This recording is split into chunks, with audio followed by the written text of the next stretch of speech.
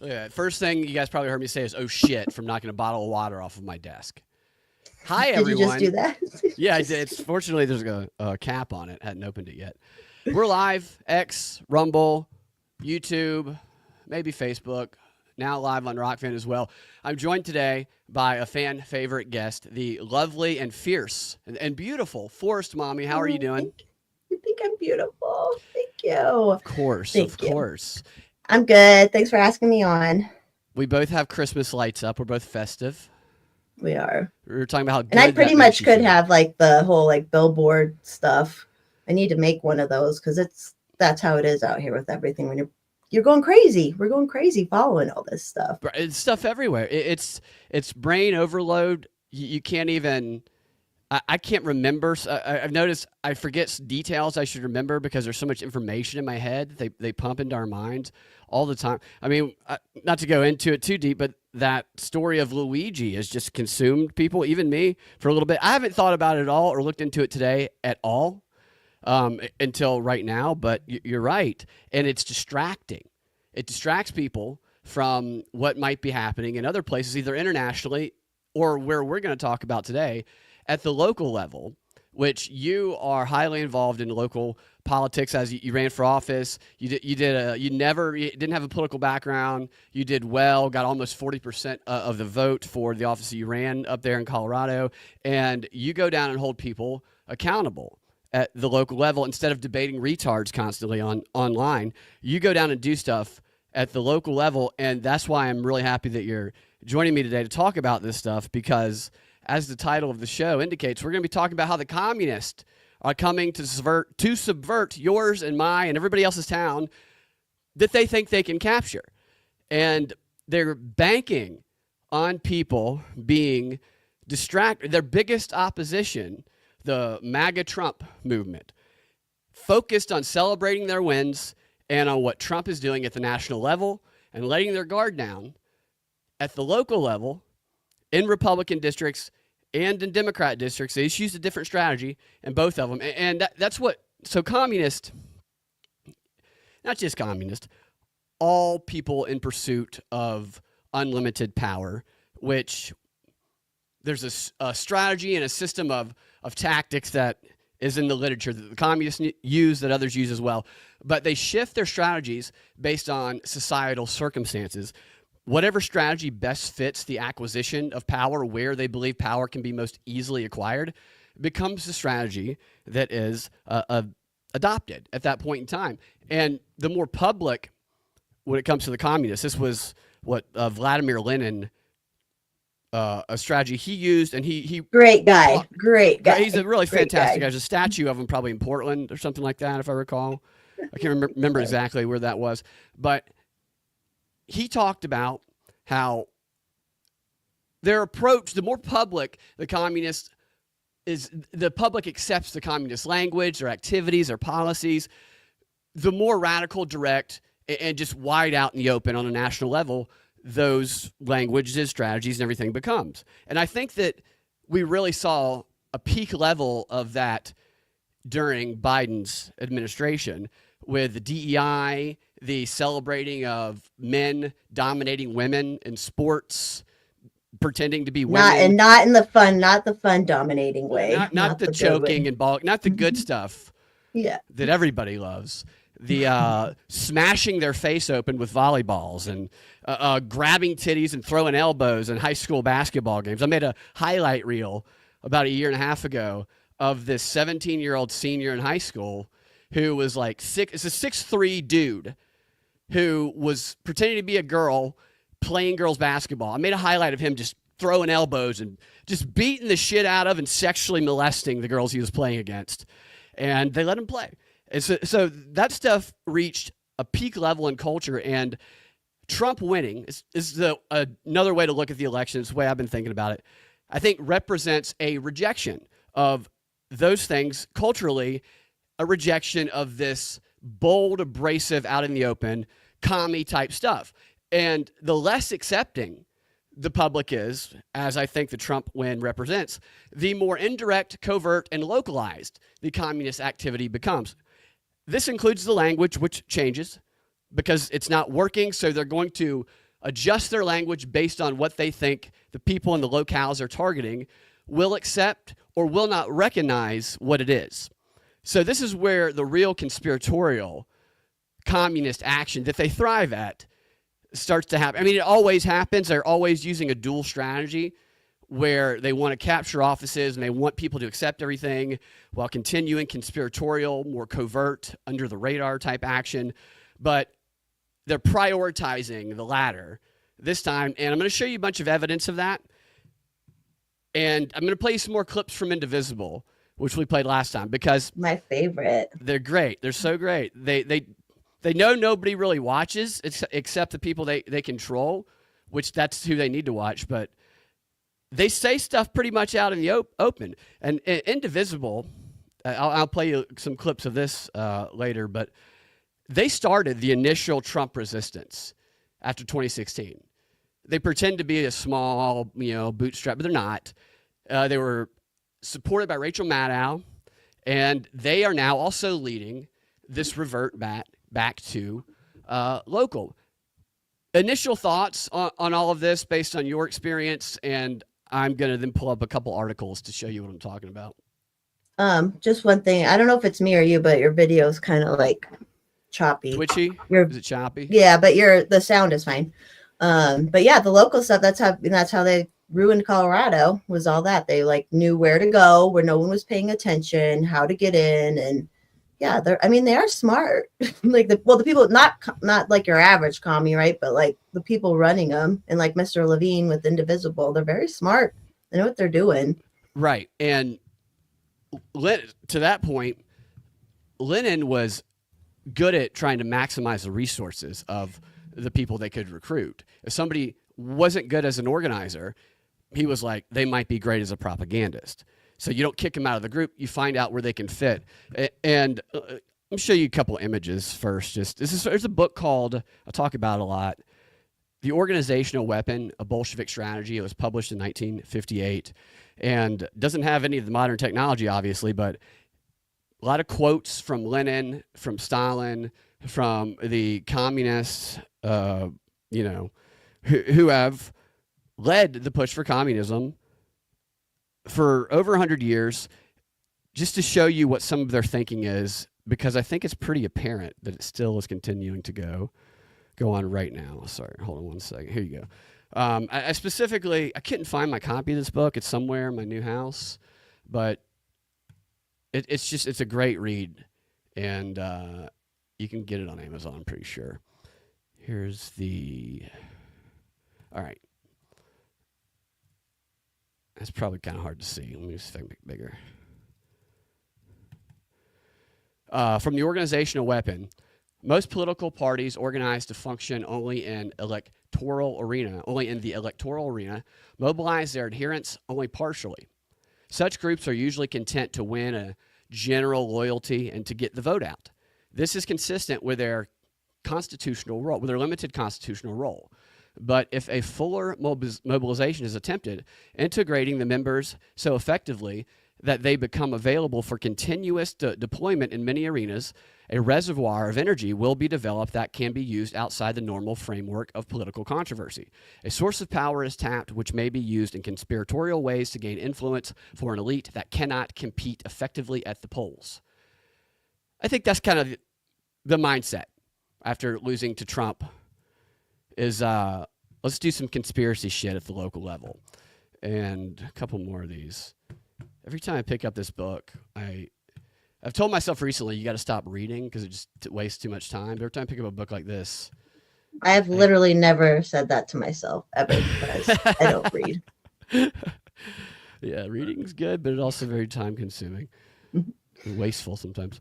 This one says the whole art of conspiratorial organization consists in making use of everything and everybody and finding work for everybody, at the same time retaining the leadership of the whole movement, not by force, but by virtue of authority, energy, greater experience, greater versatility, and greater talent. The committee should try to achieve the greatest possible division of labor, remembering that the various kinds of revolutionary work demand various capacities, and that a person who is absolutely useless as an organizer may be invaluable as an agitator, or that person who does not possess the endurance demanded by conspiratorial work may be an excellent propagandist. That's a quote from Lenin. That's what I was talking about a second ago. And let's see if this one's any good.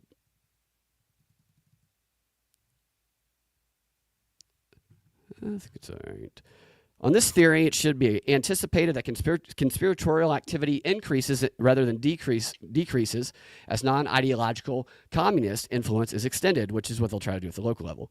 The more the communists penetrate and control non-communist groups, the more urgent is the need for conspiratorial work. If the mass organizations themselves are or become ideologically communist, the need for illegal work abates.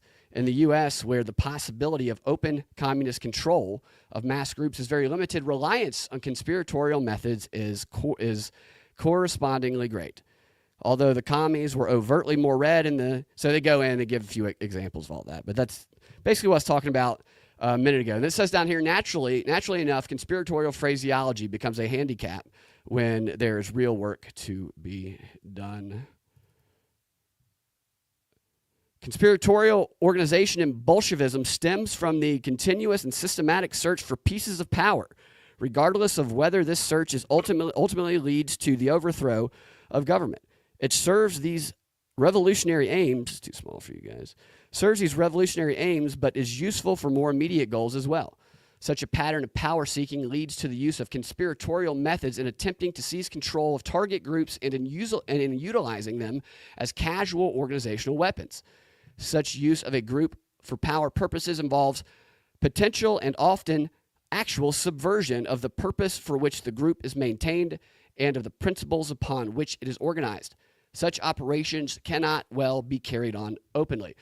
So that's kind of, it's a little bit overly wordy in the way they write that, but that's basically what I think is going on, is that type of mentality is under the radar, localized, where we can maximize our power. Nobody's paying attention with the full resources that they previously directed towards national efforts, like Hollywood and all of the money they use. So the pink pussy hat stuff, which they actually talk about, every single article about this stuff too, it has like the same structure, so you can tell it's an organized effort.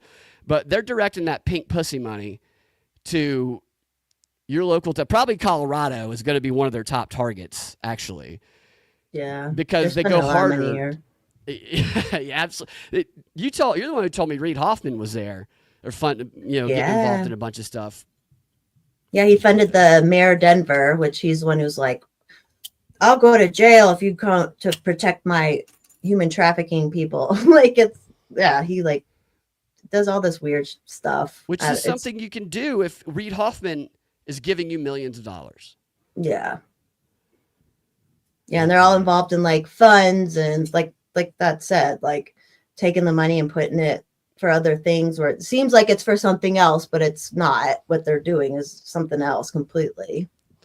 Yeah, it's pretty wild. Like I wasn't expecting to see them talk about we need to even change the language we use this time around, because that just seems like, I mean, it's obvious that they would do that when I think about it, but it just seems like such an old school commie thing where it's like, all right, now it's time to take off all the red, stop saying all the obviously commie shit, and start pretending to be like them. And they typically start with Democrats, progressives that have share their views that they can more easily capture, which Lenin pretty much mocks all those people for being pretty much easy to subvert and co-opt organizations. The theme, though, the language being used in all these articles, and Biden even echoed it recently, it's this right here. It's Trump-proof democracy at the local level. Trump-proof it. A bunch of articles about get in there. Biden must Trump-proof U.S. democracy. Activists say Biden must. Democrat governors are racing to Trump-proof state laws. Democrat governors, including, say they are. Yeah, that's the thing they created. Yeah, that's Polis and Pritzker. They're like, we're protecting our people by making this protecting democracy by protecting our human trafficking people. Like, it's so bizarre. Yeah, and they had to pay money to build this whole thing too. It's like losers.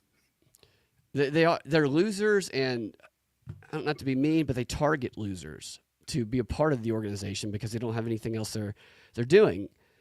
Like they target people who believe them, really, who believe that Trump is going to like come after them, like, and deport them or put them in an encampment and force them to have babies. Force them to he's have gonna babies. it's gonna be he's gonna get a few guys to get them all pregnant, and there's just gonna be live forced births televised on Truth Social is probably what they fear. They make this.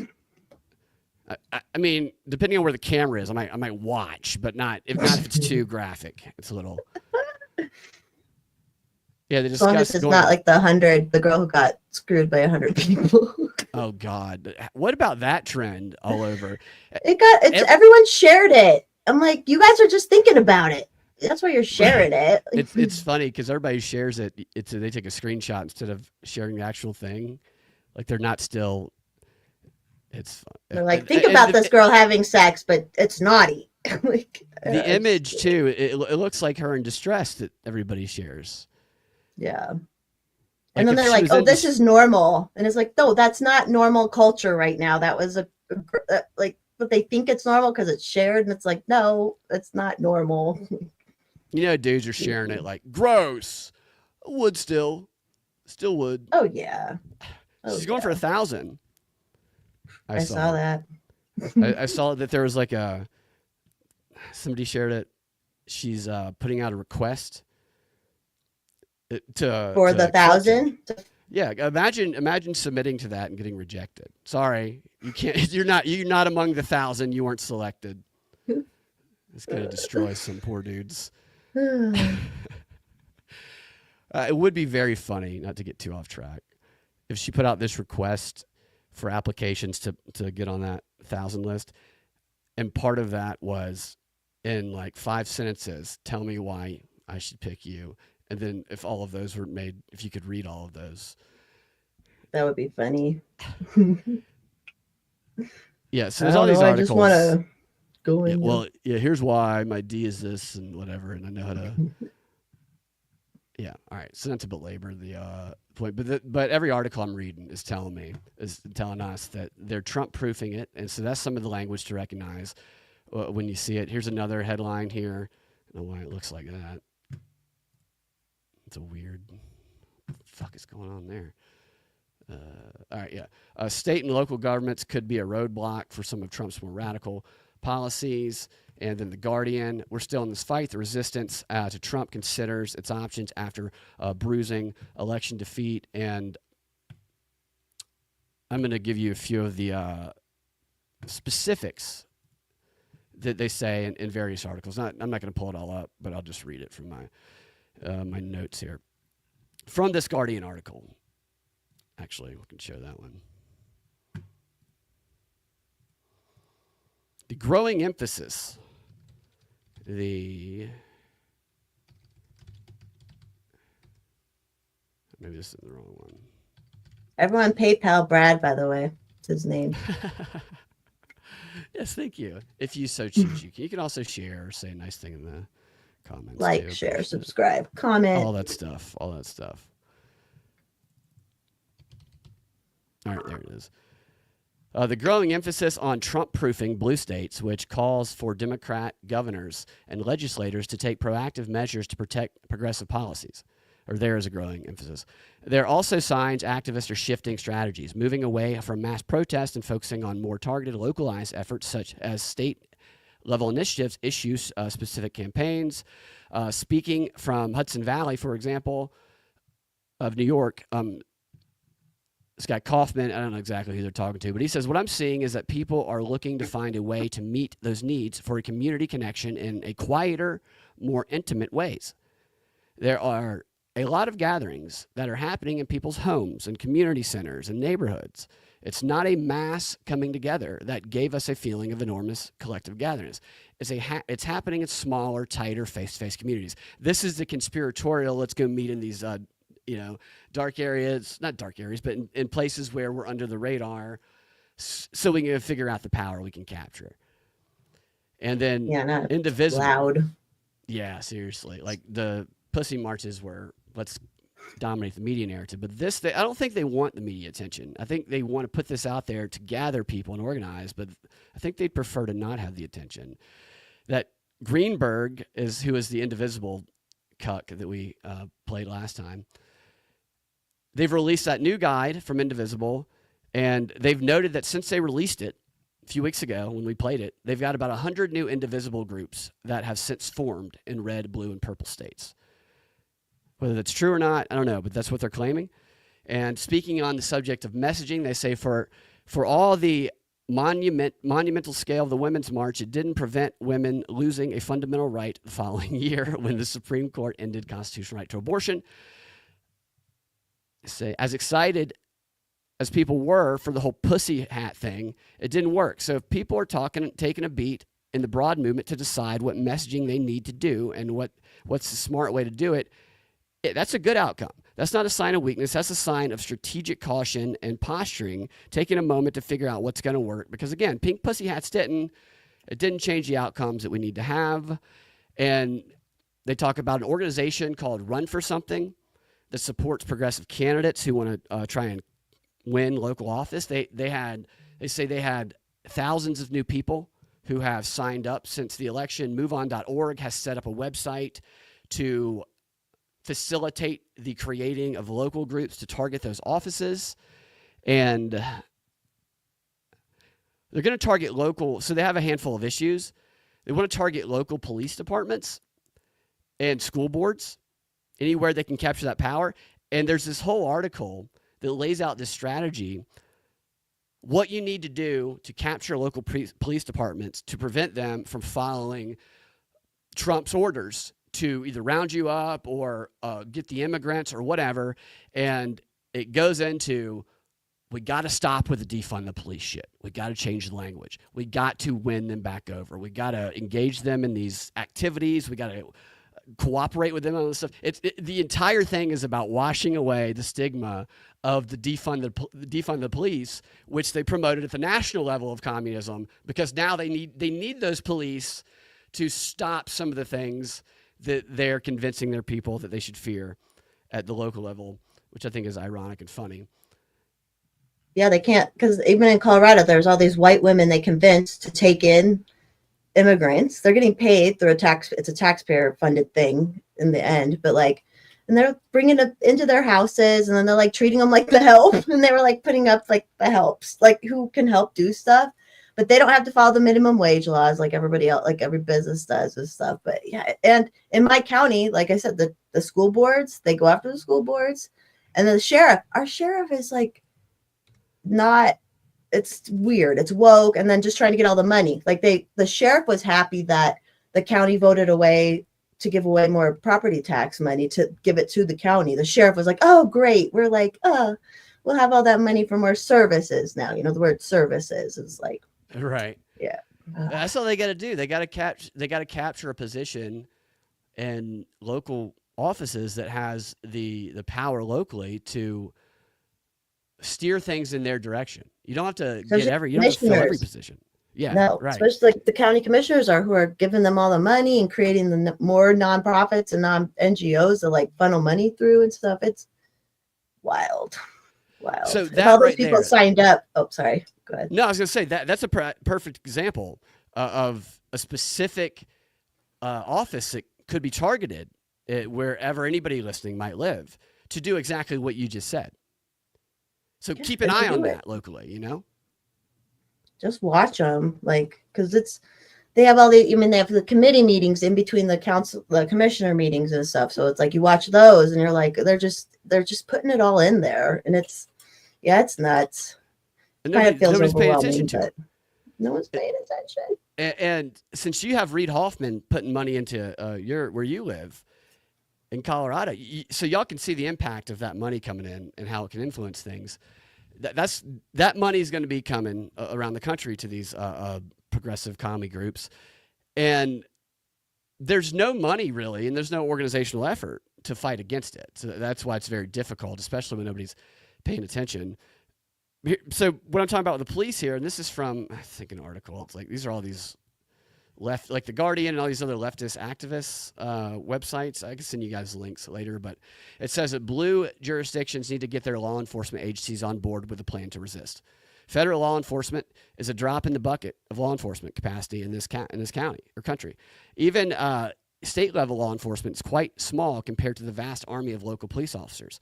From former Trump officials have been quite clear about the mass deportation. They said something about mass deportation, and they said it's of the utmost importance that local Democrats have a good relationship with law enforcement, and the measures need to be taken to improve the relations with them through budgeting choices and public flattery. So they're pre-planning public flattery to win them back, pressure campaigns in particular, and to carefully pick their rhetoric. That's the language change I was talking about. So as to be respectful of those that need to be won over while being unyielding in the demands we make of political officials. Quote, abolish the police, and anything in that rhetorical vein needs to be buried. So they're coming after your local police departments. Well, that's what happened in Aurora with all the immigrants. They're going back now. All these people have gone back and found, they knew about it the whole time, what was going on with the Venezuelan immigrants in those apartments, but the Aurora Police Department was covering it up. Like, they were all part of this cover up of like, no, it's not happening. And it didn't happen like that, and like, yeah, so it's happening. And the Aurora mayor is supposedly Republican, but he's been in on all this stuff too, like covering it up. So maybe Colorado's their test subject for all this crap. Maybe it could very well be. They pilot this stuff all the time. I wonder where the source of influence came that got the guy in charge to be able to direct the police force to cover all that up. And they had interim police chiefs or whatever. They had because even right after it happened, now they're saying everything did happen, and there are gangs that took over the buildings. They tried to blame the owners, blah blah blah, and literally they made a video. There's nothing going on here, and it made this whole video. Somebody said Aurora has my favorite movie theaters. I didn't mean to interrupt you that comment. No, it's good. Yeah, but yeah, it's I don't know how they got captured like that. Is it just money? Is it brainwashing? Is it compromising? All kind of stuff. Yeah. Yeah.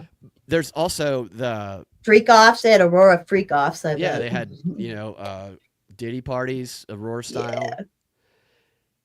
Maybe people pretending to be right wing that aren't actually. That's another thing that part of the front of capturing is not that communists or Democrats are the only ones to do this. Is you just pretend to be what you think that town or that area might elect, and then you actually aren't that. It's a costume. Yeah. Yeah. Couple more things. Continue. I'm looking through some of the stuff to see some stuff. Might be, you're good. Oh yeah, it's funny hearing that take over the police, and then that's literally what was happening. And all this is to cover up the trafficking and the money for human trafficking too. It's bizarre. Right. There's an account called Do Better Denver that they do actual reporting on stuff now, and yeah, they do all the core the information requests and stuff, and they find all it, and it's why were the cops covering this up? The people were calling at the apartments for the cops to come, and the cops stopped coming. They found this out now, and it's just okay. They did it for democracy. Is why they covered it. Because if Trump, was able to implement and influence their area, then they won't be able to have the freedom to traffic sexually anymore. Ridiculous. It's a freedom. Everything's a freedom thing. Yeah. Your individual right to sex traffic. Yeah. That's what the sanctuary city stuff. It's not just so illegals can be a sanctuary city. It's so that the government can traffic them, and it's allowed. It's sanctuary for their crimes as well. I figured that out today. It was oh, that's true. That's what's going on. Yes. And then my governor, or the mayor of Denver, Reid Hoffman's little butt buddy, was we're not going to cooperate, blah blah blah, and it's just why? Yeah, somebody's in their pocket. They got something on. It's so interesting. A lot of these people who are commenting these articles, I'm looking at them now in my notes. They all say very similar things, and they're quoting progressive ad makers because of the focus on the language and the shift in the language and how they need to choose the words correctly. Just the end. So whatever the endless pursuit of power is now going to be pursued under the guise of reasonable, probably based on that locale. I'm just a reasonable person. I'm not like an obvious communist, and they're going to have to speak like that. So they're all going to have to play pretend, and they're trying to come up with the right words to be able to play pretend with the right scripts, because this is something that they've always provided through Indivisible. They've always given them the scripts to use.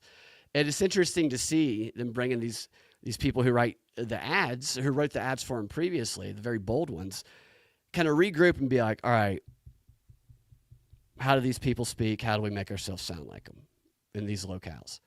So there's going to be these intel gatherings, which I think would... Yeah, go ahead.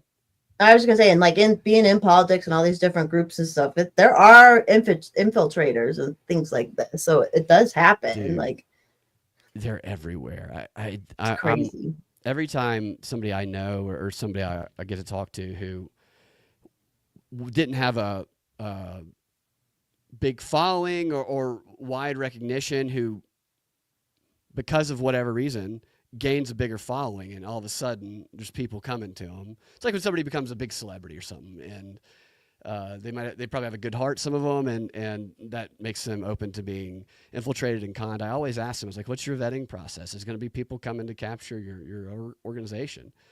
And I've never had somebody have a vetting process in place.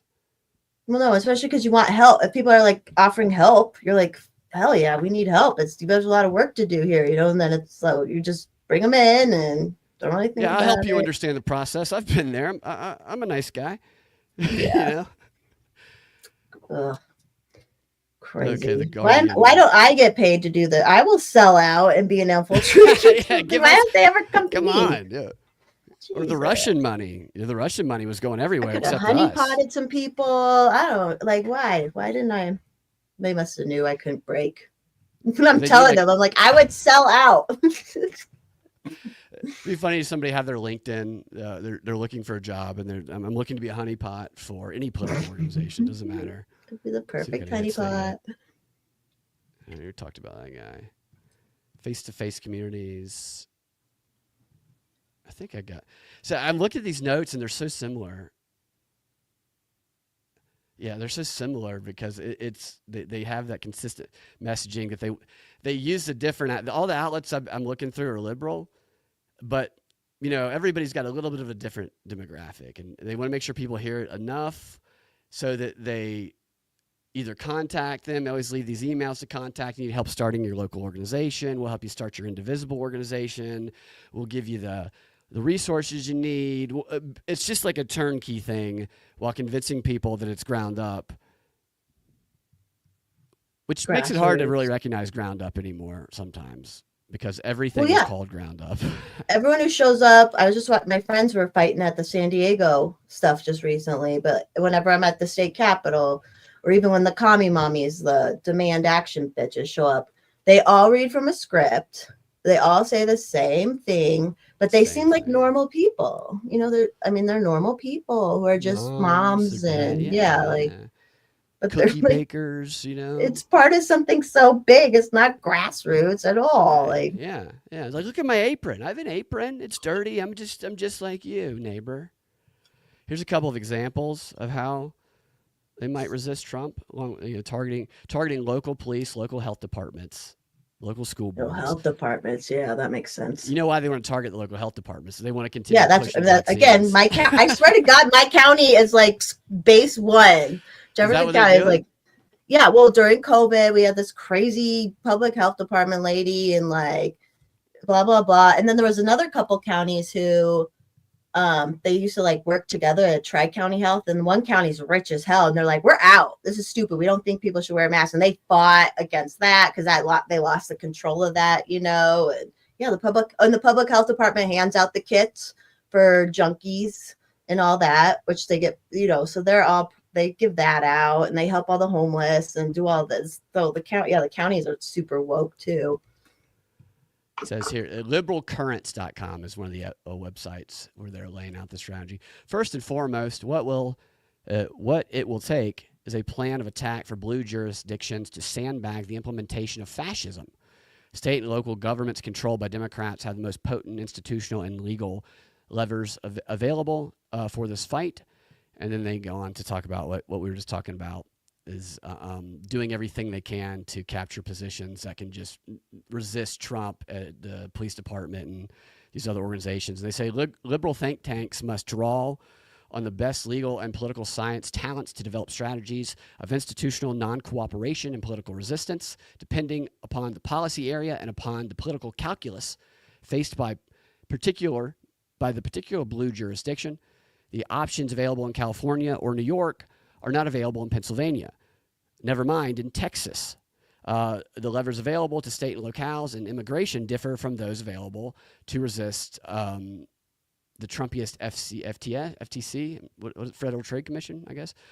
The approach a politician will take when they wish to be quietly non-cooperative may differ from when they wish to be coy but indiscreet, which may differ from when they wish to be openly aggressive in their opposition. So that's the shifting strategies, and they call it, Indivisible calls it an inside-outside strategy, and they're like, we're the guys who have the inside knowledge of the workings of the political organization anywhere, and we're going to give you our inside knowledge, and anybody who is on the inside who's willing to be a quiet source of information to help us will help, and we're going to give you guys what you need to operate on the outside, on the peripherals of your locale. The conspiratorial angle, which is, it's funny because these people who are organizing these things, like clockwork, every time they do these, whether it's a mass organization protest or something like this, they're always the ones doing the stuff that's legal and never going to get them in trouble, and they're always brainwashing their activists into being willing to break the law or put their body on the line for the sake of democracy, which it has found a lot of people arrested because of this and then forgotten about. But people continue to fall for that bullshit. Well, they do have that we're doing something. They're just backwards. They're just wrong, but they're doing something. Right now, like this Nazis, yeah. Cocktail. Or like they just had that rally in DC for the Supreme Court was talking about the Tennessee banning gender affirming care, blah, blah, blah. I had a lot of friends there. Like my friends were trying to do interviews on the streets or whatever, and these crazy people come up and they're like, ah! Like they're just ugly people, nasty, and they're just disrupting everything. Oh, thanks for a shot. Thank you. I didn't even see him in the chat. You're muted. You're muted. Oh, I said first shot says Force Mommy's hair looking good. I didn't mean to interrupt. Thanks for a shot. No, it's just funny. All those people that show up, they're totally forgettable people. They're always those ugly, they're monsters. They always look like monsters that show up. It's like when you're like, yeah, we don't want to disfigure kids. And they're like, let us disfigure kids and, do all these terrible things. And they're just terrible looking people. Totally. An example, I thought this was interesting of where they're going to, of what they're going to go after locally. Democrats would do well to go after local backbones of the Republican Party. Car dealerships are a good example right now. Nearly every state prohibits car manufacturers from selling directly to consumers. Car dealerships are an artificial product of policy decisions that have frozen industrial organization in a moment in time. And they overwhelmingly invest their resources in Republican causes. Kneecapping car dealerships is both good policy and good politics. I'd never thought about that. So that's the way they think, is like your local car dealership getting kneecapped specifically because of the way they donate their money. And it says there's a whole class of persons like this where the policy case for putting the squeeze on them may be less strong than car dealers, but the political logic, given the emergency situation we found ourselves in, may need to win out. Anything to weaken the material and organizational base of those who support fascism in America. We cannot simply attack the political economy that supports the GOP. We must rebuild the political economy of deep blue jurisdictions, and we must rebuild relationships with sympathetic federal civil servants who can serve as sources of information. That's getting the person on the inside to help. I don't know what the rest of that list is other than car dealerships that they might go after. I know there's a car dealership in my county that's involved in something too. It just came up the other day. Every time you look at, so we have a thing in Colorado called Colorado Gives Day, and it's like December something. They're like, hey, if you give, other people donate, and we can match some of the things. So all these nonprofits, whether they're good or not, sign up through them, and everyone gives on this day. Well, my friend who ran for county commissioner, she found this group, which is in my town, Arvada, donated 20 grand to this committee that was campaigning to help us to get the yes on 1A, to give up our property tax cap. So it's like, why is this group donating to that? It's like, why did they get, what do they get in return? But it's probably just all this inside, and they're getting something. Yeah, definitely getting something. Another one of these websites, if you guys want to check it out, called prospect.org, makes a prediction that in 2026, Republicans will have a national personification of their increasingly unpopular policies and Donald Trump, who may be wearing out his welcome, while Democrats will have local faces. And they say a key set of fortresses in government is government at the state and local level, and that there's been strategic conversations going on with the AG of Massachusetts, Andrea Campbell, declaring President-elect Trump told us exactly what he intends to do, and we need to believe him. They say that all the time.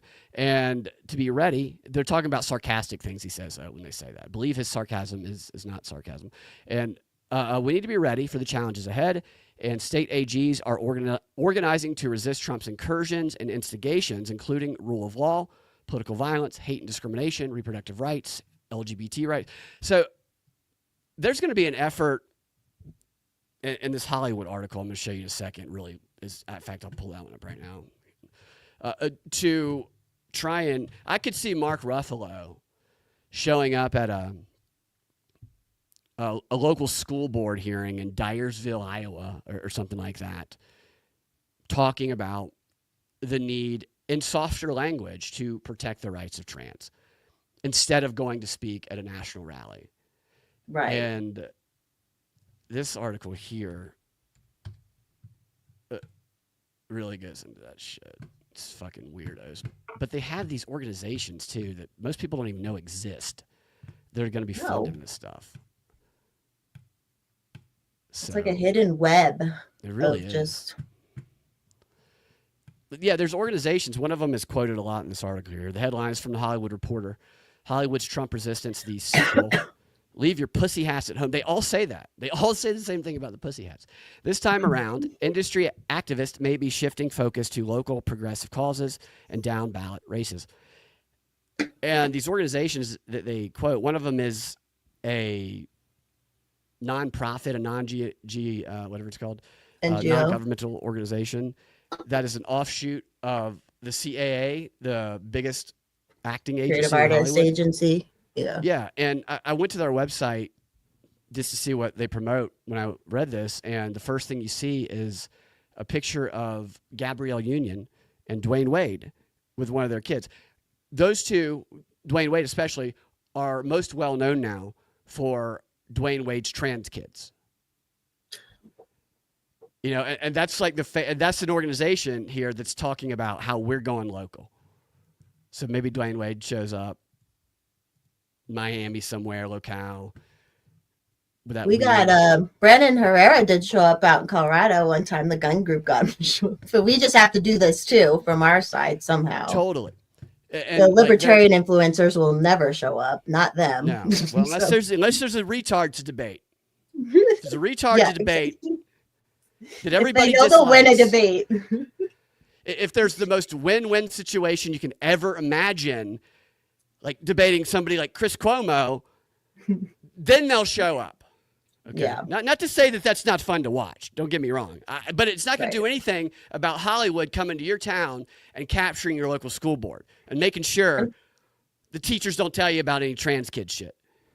Well, I've been saying, like, if he, or maybe the person you may or may not be talking about, brought up the local stuff, and like, if all these people were educated about this, all the libertarians who are just online arguing and don't go and don't know anything, if just a couple people said, hey, start doing that because they're such fanboy followers, they would, and it's like, absolutely. Can we do that? Like, they should be paying attention to what you're doing when you go down to your local meeting in Colorado, because that is what they're going to be able to learn from and apply. Yeah. While the other stuff is actually a little bit of a distraction, because we can only put our focus on anything at one time. Not to say there's not a place for it, that it doesn't get certain messages out. That's not, I don't intend to say that, but the main thing it does is it boosts the profile, the public national profile of the person involved or the people involved. There's a lot of people that do this while engaging their Twitter stuff, which that's how you profit on Twitter, is you either pick fights with people or a couple people with prominent accounts get together and pretend to have a fight. Yeah. It's very profitable for those two people pretending to have a fight. It is. And nothing wrong. Don't hate the player, hate the game. That's how the game works. But all of that stuff, it's not going to empower the people who are just watching it as much as recognizing what's going on. Because local politics is boring. And actually speaking and commenting on local politics and doing the stuff that you do, it's not profitable.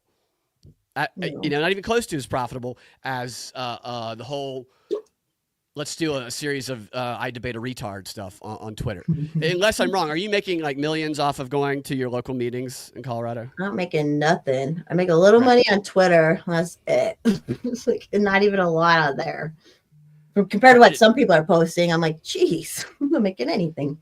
But yeah, I don't make anything. And they make fun of me when I show up. They're mean to me when I show up, and I don't care. Like, I just have to do it because they're all losers anyways. So I don't care. Yeah, and that I think that part of not knowing, not being familiar with that's an obstacle to get over. Even though this is where the tangible impact is going to happen in people's communities, on their lives, and it's where they can have the biggest tangible impact themselves.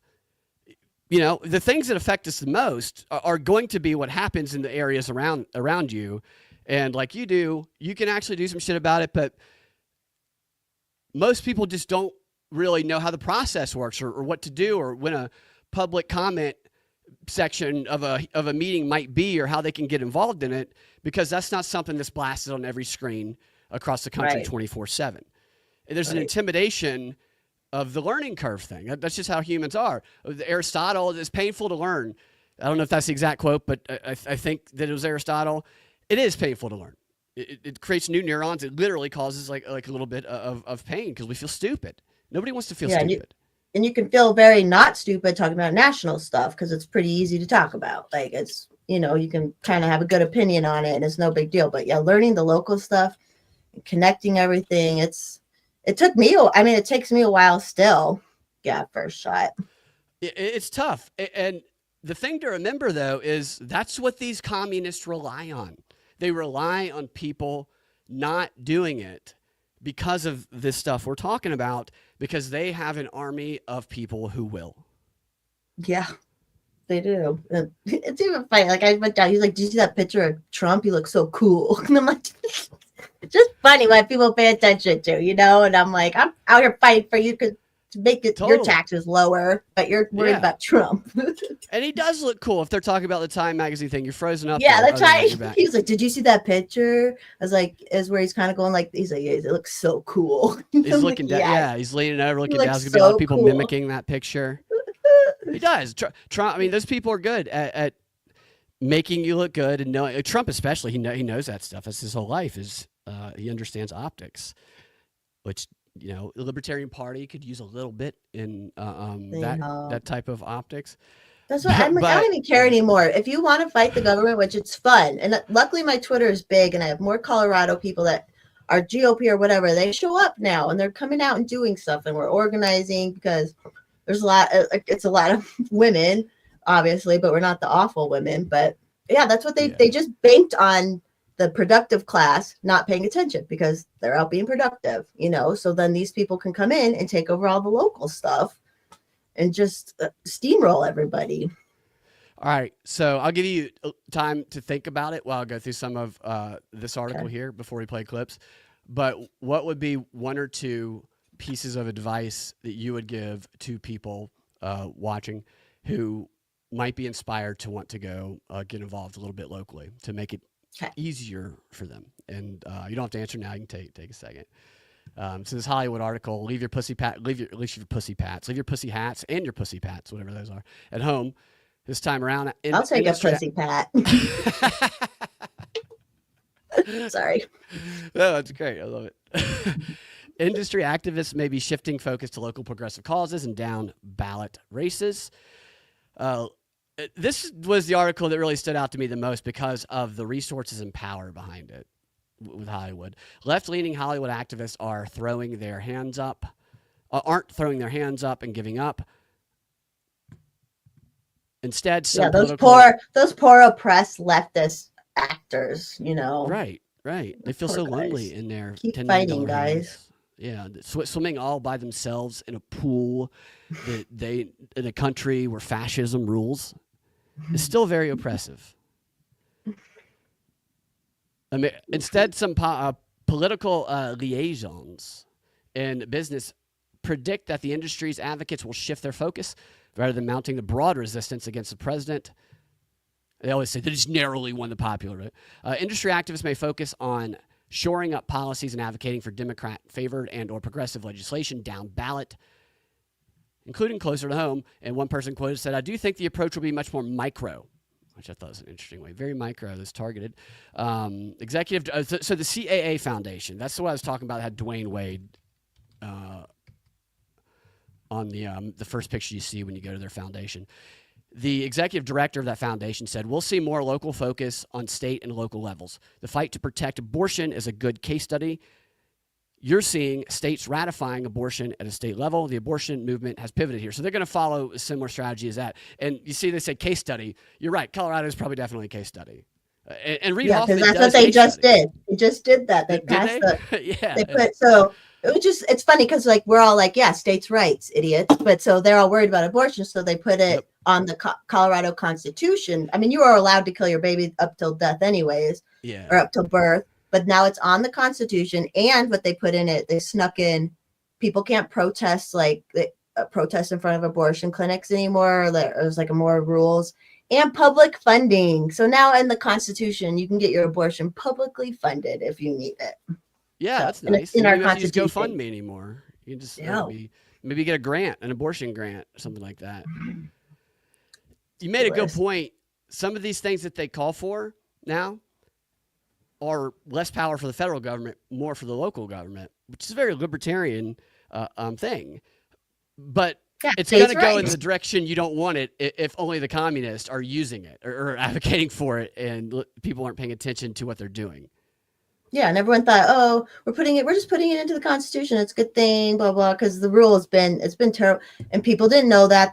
People don't even know in Colorado. They were so worried about Trump taking away the right to abortion. They're like, you can literally kill your baby here. Don't even worry. They didn't even know, so they voted for that, but they didn't know about the funding, which makes it my business now. Yeah, so. Absolutely, because it's your tax money. This is a funny comment. Groby says, and I will get to more of the comments here in a second.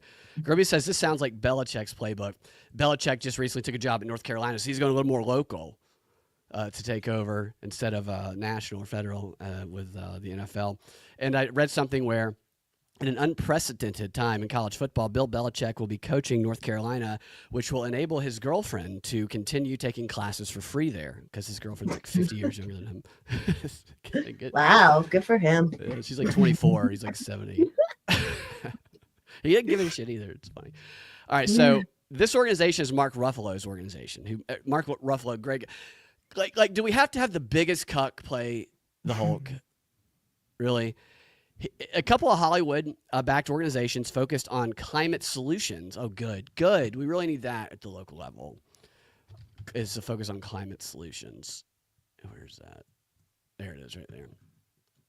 Focused on climate solutions. Emphasize that a regional approach may be increasingly important The advocates can surmise that any action to increase community resilience to climate disasters or build more renewable energy infrastructure is absolutely going to fall on the states, the cities, and to civil society, industry leaders, religious organizations, your churches, nonprofits, and everyday people, argues the head of Mark Ruffalo's organization and the director of narrative strategies at this place called the Solutions Project. That's Ruffalo's thing. And what they do is they leverage celebrity supporters, training, and grants to support community climate initiatives, and those initiatives will be more focused. These organizations, one of the things that they do also, like the CAA Foundation, is they pluck out specific celebrities and they send them to go do specific speaking events. Like probably most of the people who spoke at Kamala's events came from that foundation. They're just going to be sending it. So the celebrities do what these organizations tell them, and they're going to be sending them to your local town halls. The things that you go to, they're going to be sending them to. What would you do? I just looked that up, and Bezos is a funder of that. I know that would be interesting, wouldn't it? Like Arvada, someone shows that's up. the fun there. The fun is you can go to your town hall, especially if you're in Democrat city, because they're gonna be able to capture most power locally there. They're gonna have different strategies for Republican cities, but you could go there and get to heckle and troll and call out celebrities that you wanted to do. The Chris Cuomo thing, you actually could do it yourself at your local government hearing or meeting in the next 4 years. I promise you, because there's examples of them already doing this, of them test running this stuff here. And in Smyrna, Georgia, not far from me, they were trying this stuff. They sent Julia Roberts here, who was carried around town by Stacey Abrams. I mean that literally. Stacey Abrams literally carried Julia Roberts around town, and she just took all she has to do is take one giant step, and she's in the next town over because she's very, very tall. And they're going to do that more. Because, yeah, it's a testing ground, like you said earlier. One more. I'm going Ruffalo's thing. No. Yeah, combating climate. Who cares? We see these local and state county elections as a firewall against what might be coming from the Trump administration. And here's a couple of examples of them test running this shit. Hollywood. Okay. It is likely that Hollywood-based figures will continue throwing their weight behind local politicians during the 2024 cycle. Comedians Adam Conover, Kim Booster, and Nick Kroll, and actor Hannibal, I don't know who these people are, Endenbeyer, donated to city council member-elect for District 14. So they sent a bunch of comedians who aren't that famous to test run this stuff by donating to this city council member for District 14. The guy ended up losing, so they failed. But the reason they did it is because the Republican had a scandal, whatever. They probably made the scandal up. But the point is they're already trying to send celebrities to come fund these local district races. Meanwhile, Jane Fonda's organization, they hosted a party for this. Like Jane Fonda's organization hosted a party for somebody who ran for city council member position in District 14 of LA. I mean, that's a small position.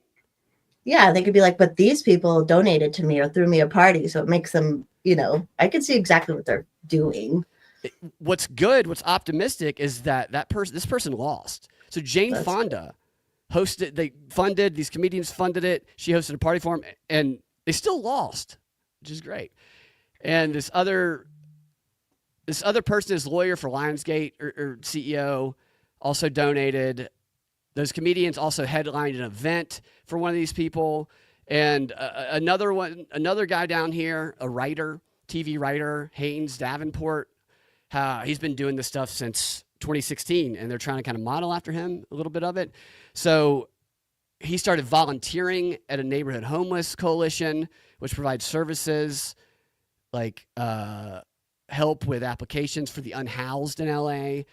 And he says, I think a lot of people are feeling a loss of agency in their careers with the issues and the industry is facing. And when it comes to national policies, Davenport said, I don't know why I included that in there. But he also worked on the campaign of council member who ran in his local district. He said, working on the city can give you some of that feeling back. Okay, so that's why he said that. So you're feeling a loss of power because you don't have political power, I guess he's referring to on the national level. But he felt a sense of power regained by working on the campaign of somebody running for office in his district. So that's interesting. What districts are celebrities? It wouldn't surprise me to say celebrities are going to be moving out of the country. It wouldn't surprise me to see celebrities disperse some of them and move to different locales so they can do something like that. You know what I mean? Yeah. Yeah. Then they're in that. Yeah. They're in that district. And yeah. Yeah. Woo! These people. Mommy's cooler than you, industry. Oh, thank you. Shout out Swampcast. Hell yeah. I think that's all of that. Yeah, get rid of that shit. All right. I promise you I'm almost done with these article quotes. I'm just trying to emphasize that they're serious about this. And this is why we have to focus on local, like some of us have been saying, but nobody wants to even the national party. The national party is always like, oh yeah, we're gonna blah blah blah. And I'm like, no, that's what I do. What I do just to get people involved. Like, I don't care what you are. Like, one of the two things that I will give advice on is when you show up, just go to a meeting. I would say obviously it'd be better to go to your city council or commissioner meeting or your state legislator, but just show up, see who's arguing, see who's testifying against what, and find those people and start getting with those people and getting in a community with those people. Because that's how I found one of my biggest communities that I built was just starting to show up. And it's like, oh, cool. You like showing up and doing that? Cool. Now we all organize because everyone can, because just like they say, maybe someone's good at this. Maybe someone's good at this. Someone pays attention to school board. Someone pays attention to city council, and you all put in. And that's so important because especially where I'm at, this stuff is so out of control. It's so it's funny how they it's opposite here because Trump won, which is cool. But then it was we're fighting such an uphill battle in my county here that it's I'm going to go swim 10 laps in my backyard pool and think about how oppressed we're about to be. Yeah, it's so ridiculous. Actors. So what actors can we hire for our side? That's what we got to figure out. Yeah, well, they end up in captured by Ben Shapiro, I think. And so but what you're saying, what always strikes me about this is the individuality of libertarians impeding the ability to organize as effectively as the others because nobody wants to be brainwashed and stuff. So I think it falls upon that individuality to recognize that, not to give any of that up, but to recognize the more initiative has to be taken by the individual to stop the collective, the commies, from taking that power to have individual rights away. That doesn't mean you have to, do communist shit. It just means it's all right, libertarians or whatever, or anybody who cares about individual rights, let's fucking start, because people are focusing on something, right? They're focusing on something collectively, even if they don't feel like they are, or they would rather be expressing their individuality and taking action that way. So what are people focusing on? And maybe we go have some fun. We have fun doing whatever shit we're focusing on, a lot of it online. What if we transferred this fun we're having to shit we can do locally in a way that makes, I don't know what the answer to making it fun for people is, but go out drinking afterwards. Go out drinking. Yeah, totally. Bring more hot chicks into the fold. We definitely need more just hot, normal, cool people. Maybe that's why we're doing so good out here fighting back, because of our culture. But absolutely.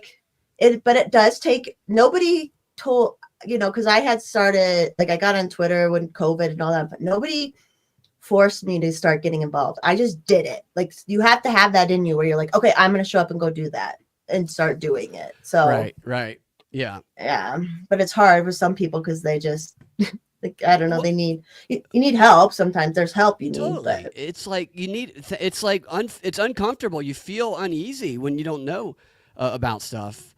And ABC News in this article, they highlight that because they're trying to do a little bit what we're trying to do here. They're trying to get people to overcome that hurdle and go get involved locally. It says the states have a lot of levers in the constitutional system, legal system, and other systems. This usually comes as a shock This usually comes as a lot of shock to people who don't know how much power they wield, but we're going to soon find out in very valuable ways just how valuable they are. Most people don't realize the power that they actually do have to affect the community they live in. Would you say that that's true? Yeah, and because the people who do show up for the commie side are all losers and weak people, and so if you had like strong men like show up and start saying this stuff, yeah, it's look at what I mean. My mayor hates me. Like they all hate me now. Yeah. They like give me low scores on my thing and stuff, and I'm like, good. Like, and all I did is like, I used what I have to start bringing people in, and They give you a low score on what? Because I had filed or I applied to get the vacancy. There was a vacancy on city council, and so I applied. And like what was the lowest one? Oh, the lowest one was on like teamwork and stuff. And she's like, oh no. It's like, yeah, I wouldn't work with you, bitch. Like, yeah, you're right, actually. You're like Ron Paul. Ron Paul, that's the only time you could get, at least in the national media, the left and right, to work together is to give Ron Paul a low score, do something to demonize him. You're like the Ron Paul out there of your community because both sides getting together to give you a low score over some bullshit that only they benefit off of. These probably ridiculous scores that I'd be willing to bet none of them deserve high scores for anything. Oh yeah, no, like, and the people who are, so tomorrow they've narrowed it down to 4 people. None of them are like business owners or anything like that, of course, but we know like they've all been in the progressive machine, Board of Education, one was public health, blah, blah, blah. So they're doing the 4 questions tomorrow. So I'm going to go and watch it, even though I'm like, didn't get a thing, but yeah, one of this low, what was the other one? Oh, community involvement. They gave me like a low score, and I'm like, what are you talking about? Like, totally yeah. Yeah. But the thing is, they're so snobby too, because there's been like, I've heard stories about the mayor saying just very snobby things about like the working class people in the city. So it's like, yeah, I don't hang out. You're not hanging out where I'm hanging out, lady. Of course, you don't think I'm involved or like, and they all know because they're not involved. They just stay as far away from the people as they can. They go drink beer once in a while, or they go to the progressive meetings, and that's it. But like when I filed to run last year, they, found about Forest Mommy, and they've been watching me for so long now too. And I'm like, you can't say I'm not involved when I have like part of all this Colorado stuff. Like, it's just get out of here. And there needs to be more people out. So they're focused on you because there's not many people like you. The more people who are going out there and opposing them like this, that's going to split their focus, and they're not going to be able to oppose as well. Yeah. Yeah.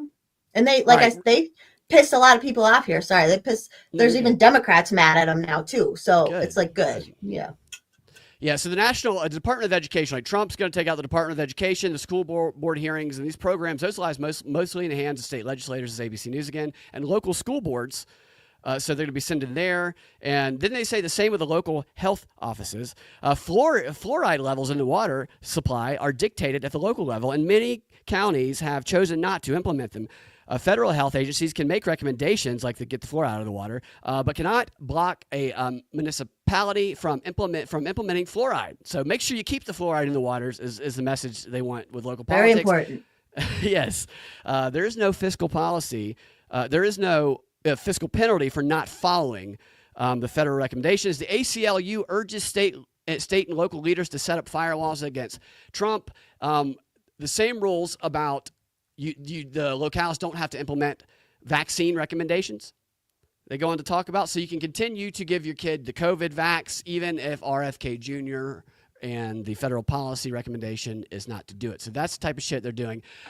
If you have time to stick around a little bit, I know we've been here an hour. I would love to play some of these clips for you. If not, that's okay too. I know you are 2 hours behind me, but I don't want to keep you long. No, I can stick around if I could take a potty break. Absolutely. You take a potty break, and I'll set up some of these clips and read some comments. Be right back. All right. Stoner says, I'm going to need Miss Terminator Mommy to start watching Avalanche games for reasons. Which Avalanche games? Is that a show? I'll start at the top. Where's the forest? I need to pay you. I'll pay you. What should I pay you for? Colonel? Theo says, that was so infuriating. I can't wait to move out of Jeffco. Is that Colorado, Theo? Theo says, I noticed that since... I can take this down. I noticed that since that passed, our roads are being plowed like shit and unincorporated. Let's say Jeffco. Terminator Mommy. Stoner gives a bunch of kisses to Terminator Mommy. Gentlemen and ladies, says Nate. Hello, Nate. Denver says on Rockfin, hey, you guys. Miss many live shows lately. It says commies are not all the people that thrive by dividing us against each other, against one another. They love racism more than the average people hate racism, seemingly. They ensure that racism continues. That's what identity politics is. If racism didn't exist, no racism in the world anywhere, these people in politics in America would have no ground to stand on. They would have no career. They would have no path to power, because their path to power relies entirely on ensuring that the thing that they claim to be fighting against, racism, bigotry, continues to exist. Without racism existing, Stacey Abrams has no career. AOC has no career. That guy who pulled the fire alarm in Congress and then said that he mistook it for the door handle, who has a record of punching women in the face or something like that. That dude, the dude who yesterday or the day before tweeted, "Dear white people, I don't know why I keep trying to reach out to you. Maybe some of you will join me in the fight to stop racism." Bowman, I think is his name. The guy who made that post after the trial in New York regarding the guy in the subway, Daniel Penny, who they were trying to accuse of murder. That guy has no career without identity politics. They depend on it. We're back. You got some kisses from Stoner there. Yeah, Jeff, my county that he was talking about. So when they voted, yeah. They always use that. Like, oh, we need it for the roads. And then they're like, they leave the roads bad. That's why. Then here's the other tip. Here's my second tip. When you do show up to testify, never, ever, ever say anything like, you should spend the money on roads or anything. Like, never give them any room on like saying like, oh, you should have spent it on this bridge or something like that. Just say, always come at it with like, you shouldn't be spending this at all, kind of a focus. Right. So. Yeah. Because they will manipulate that into something where they can then say, see, you told us to do that and we did it, because they twisted it in a way where the outcome still gives them what they want. It's that flexibility that communists have, because there's no principles involved. There's no principles. It's when they passed that and raised the mill levy at the last meeting, when I went and told them, where I was like, it is disturbing that you guys have been, because they've been using all these loopholes to make this pass. And it's just and then the one guy who I hate him, who's terrible, one of the commissioners. And he just like goes on this tirade, like, oh, this is for the LGBT community, and this is for, blah, blah. This is my federal neighbor who might lose his job because of Trump. I'm like, good. Your federal neighbors should lose their job, loser. And I will be happy if they do shed some of that language of, it's for the LGBT and the inclusion. It's just so it's just like exhausting that everything is for it. It's so fake this too. This bullshit. It's totally. And that guy specifically, when they were campaigning for commissioner, am I blurry? I'm sorry. But like when he was campaigning for commissioner, he would bring up Trump and all this stuff. And I'm like, what does that have to do with the county commissioner position? Yeah. It's just like they're taught to say this stuff because it's like, that's all they know. It's that democracy is going to be destroyed. We need to do this here and now. You're right. Some communication. Everything in Aurora is fake. Well, everything in Aurora wasn't fake. What was going on? Like, people. Yeah. All right. Sorry, I'm getting drinkity. No, I want you to get fun. That's why, you know about this stuff. You have experience in it. People need to hear what you have to say about it. So we'll call this part 2 of the show. Okay. And anytime you need to get out of here, if it gets late, you got to do something. Just tell me, and I will try to not keep this too long. I don't have too many clips, but so Indivisible, which we played the clips from last time. This was interesting to me. They're behind the Trump resistance, and they're the main organization behind this next move going local that we're talking about. They talk about how it started here. And it's something that many of us have talked about for a long, long time. Shane, we're going to take it away with some. Can you hear that? It's too fast. Is that up? Put that up It on the was screen fast, yet? but I heard it. Very, very fast. He doesn't talk that fast. It was This Ben guy- Shapiro. Yeah, he looks. Did He looks sounded a like a little la- la- la- la. progressive. So Ben Shapiro in like a wrestling match against this guy might be. They are in the same. practical steps They're in the same weight class, like 95 pounds. about how we get this done. So with that, why don't I cover a little bit about how we got here to begin with? So my background, I'm a former congressional staffer. Don't hold that against me. But worked as an anti-poverty advocate for many years after working in Congress. My spouse, Leah, who's the other co-executive director of Indivisible, she also worked on Capitol Hill for a progressive wife. member of Congress. And I didn't even catch that. Yes, he knows how to speak to his audience. That's funny. That's a political marriage. Absolutely. then did anti-human trafficking work. And that's what we were doing when the 2016 election happened. You know, we would volunteer, we'd knock on doors during election time, but we were basically inside the DC Beltway advocates for different progressive causes. And then we lost the 2016 election, and that was terrible. We hosted one of the worst house parties we've ever had to watch the election results on 2016 election night. But The ball gags fell out of their mouth because their jaws dropped when Trump won. That was probably the lamest party ever. You know it was. You know it was. Indivisible didn't start immediately after that. There were actually two events that really led to us to write the Indivisible Guide, which is coming up on the 8-year anniversary of when we started, because we were This is what really stood out to me. There are two events that led to the start of writing this guide. And again, this is the beginning of the resistance. Two events that led to it. back home in Austin for Thanksgiving when we wrote it. So a blast from the past. But these two events were, one, there was an interview with a future Trump appointee in which he talked about the Japanese internment camps during World War II as a model for what to do with Muslims and immigrants and refugees. And that was shocking that was That's a what they are doing. appointee They are who was- doing that though. Sorry, but they are doing that. Just as like they have their internment camps through the NGOs and stuff. Okay, sorry. Yep. No, yeah, too you're mad. right. publicly describing the horrors that the new administration would bring. What they're telling, what the Indivisible group started on was based on the fear of a future that Trump is going to bring in that is not real. There was these encampments or these cells or whatever built by the Obama administration.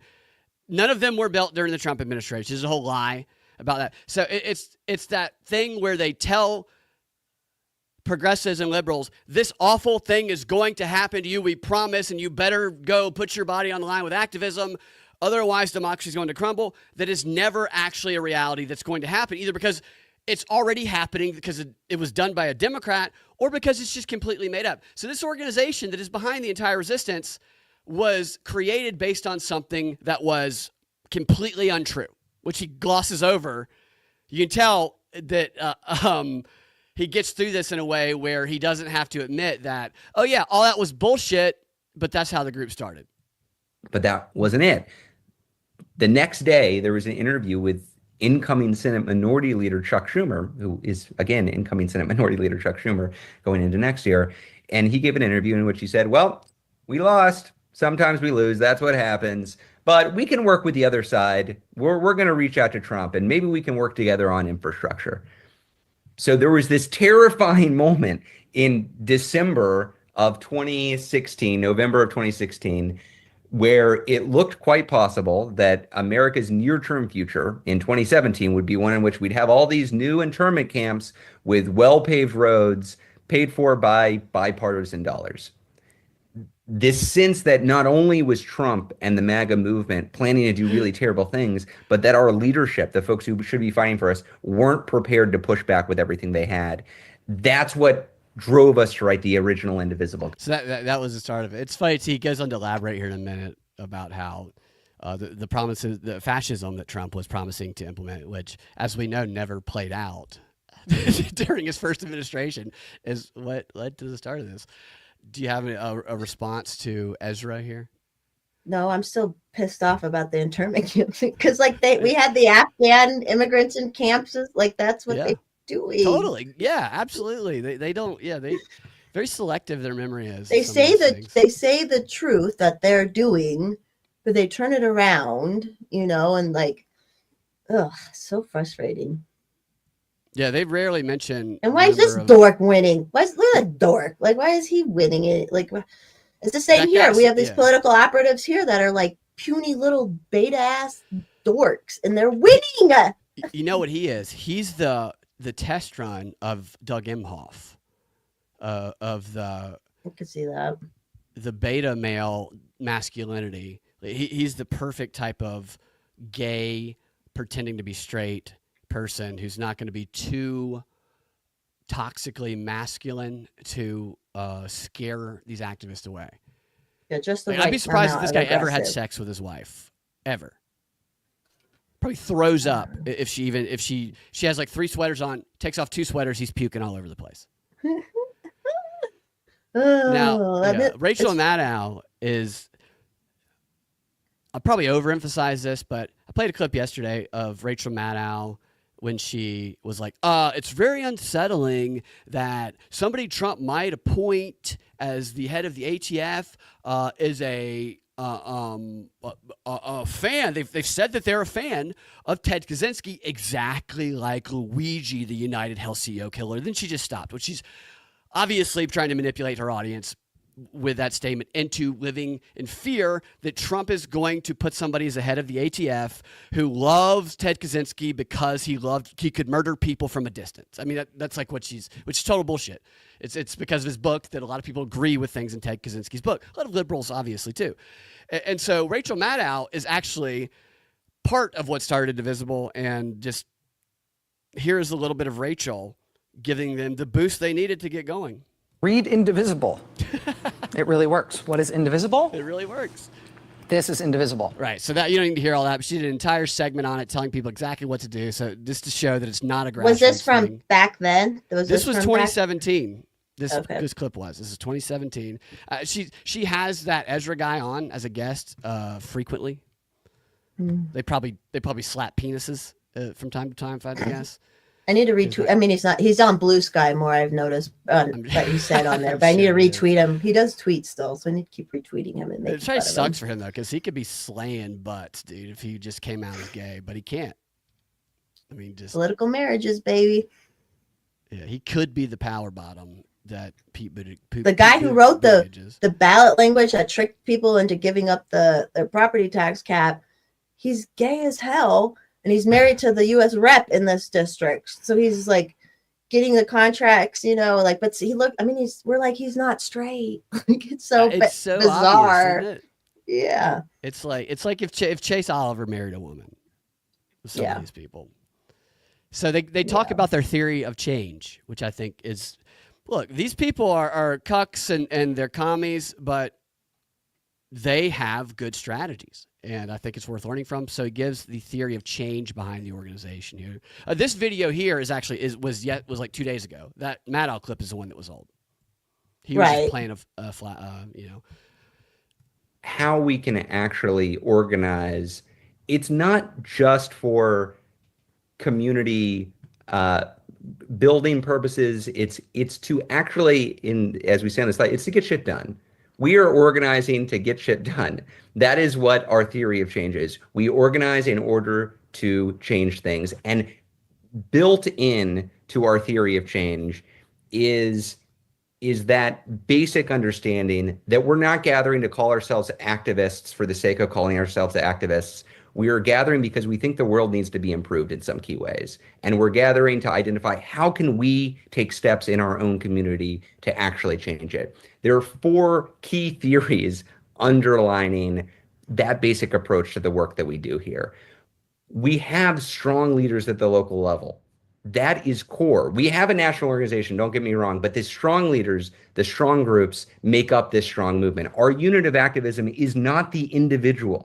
Individuals obviously make up the indivisible movement, but it is the group that is the beating heart of this movement. Groups build up capacity locally. They get quoted in press. They're able to intimidate local elected officials who see their numbers. They're able to actually influence events in ways that individuals just can't do it. Now, the second piece, autonomy and collaboration. All of the thousands of local indivisible groups are.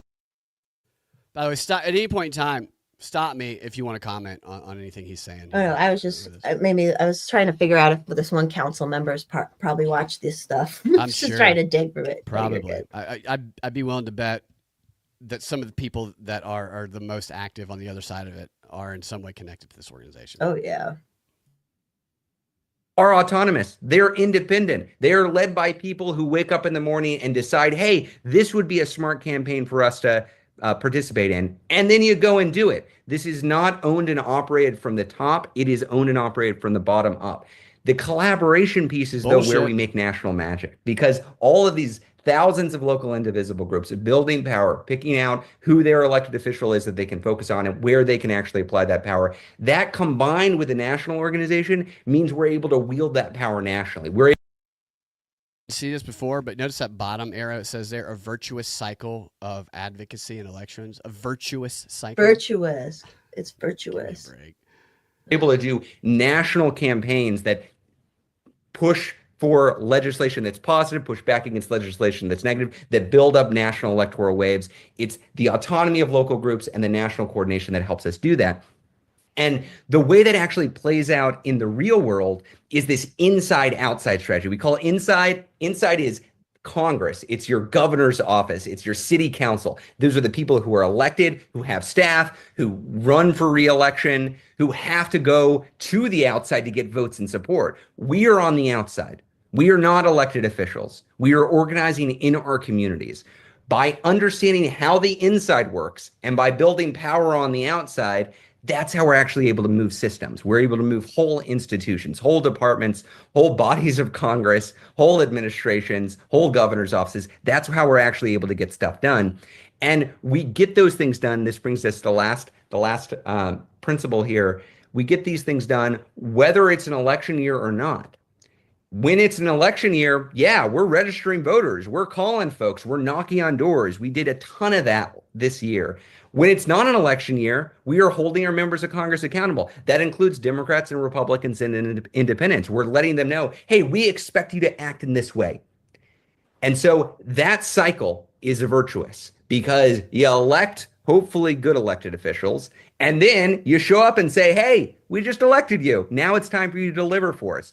Or if you fail to elect good elected officials, as we failed in many elections this term, you get to show up and say, hey, you squeaked by, but we expect you to actually listen to your own constituents going forward. You get it, but I'm imagining if this guy walked up to me and said, we expect you to act in this way, just how loud most people would laugh at that. And most people, like, you have the idea of people carrying torches. We expect you. I imagine this group led by this guy going, we expect you to act in this way. And they're all just shaking dildos around. I was going to say, when I walked away, someone was commenting on Jeffco, and that's my county. That's terrible. That's what I was saying. But what is this based on? County. I think it was. So there was another group called Emerge, and Emerge focused on progressive women. It got all these women involved. So a lot of but I'm sure it's all part of this. A lot of them are connected. Absolutely. They do panels sometimes where they have the moveon.org or other BLM leader. They'll all be in the same group talking to their followers. They try to promote like-minded groups. But this is, I believe, them talking about strategies and goals. And the stuff he's saying here is similar to what he said after 2016. They're just prioritizing the local, the micro, which I'm sure his penis is, with this effort instead of the national like they did before.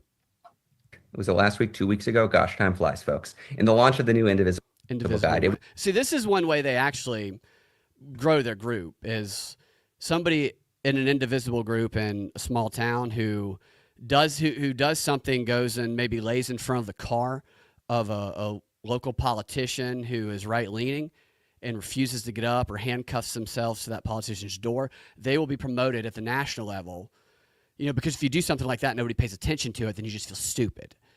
But if you're praised and a photo of you is showcased, this is the benefit of Twitter and the internet, then that person will do even more radical or will feel good, and they'll be more under your control. So that is one way they control these local groups and get them to do stuff. If we could go to the next slide. We covered this in some detail, so I'm just going to cover it very briefly because I want us to get to the practical elements of how do we actually move forward with this wherever we are. We are now in a new political reality. We have lost the House, the Senate, and the presidency. That's just the truth, which means where we find ourselves is we cannot set the agenda. The other side won the ability to set the agenda. But that does not mean we're powerless. It does not mean we're powerless.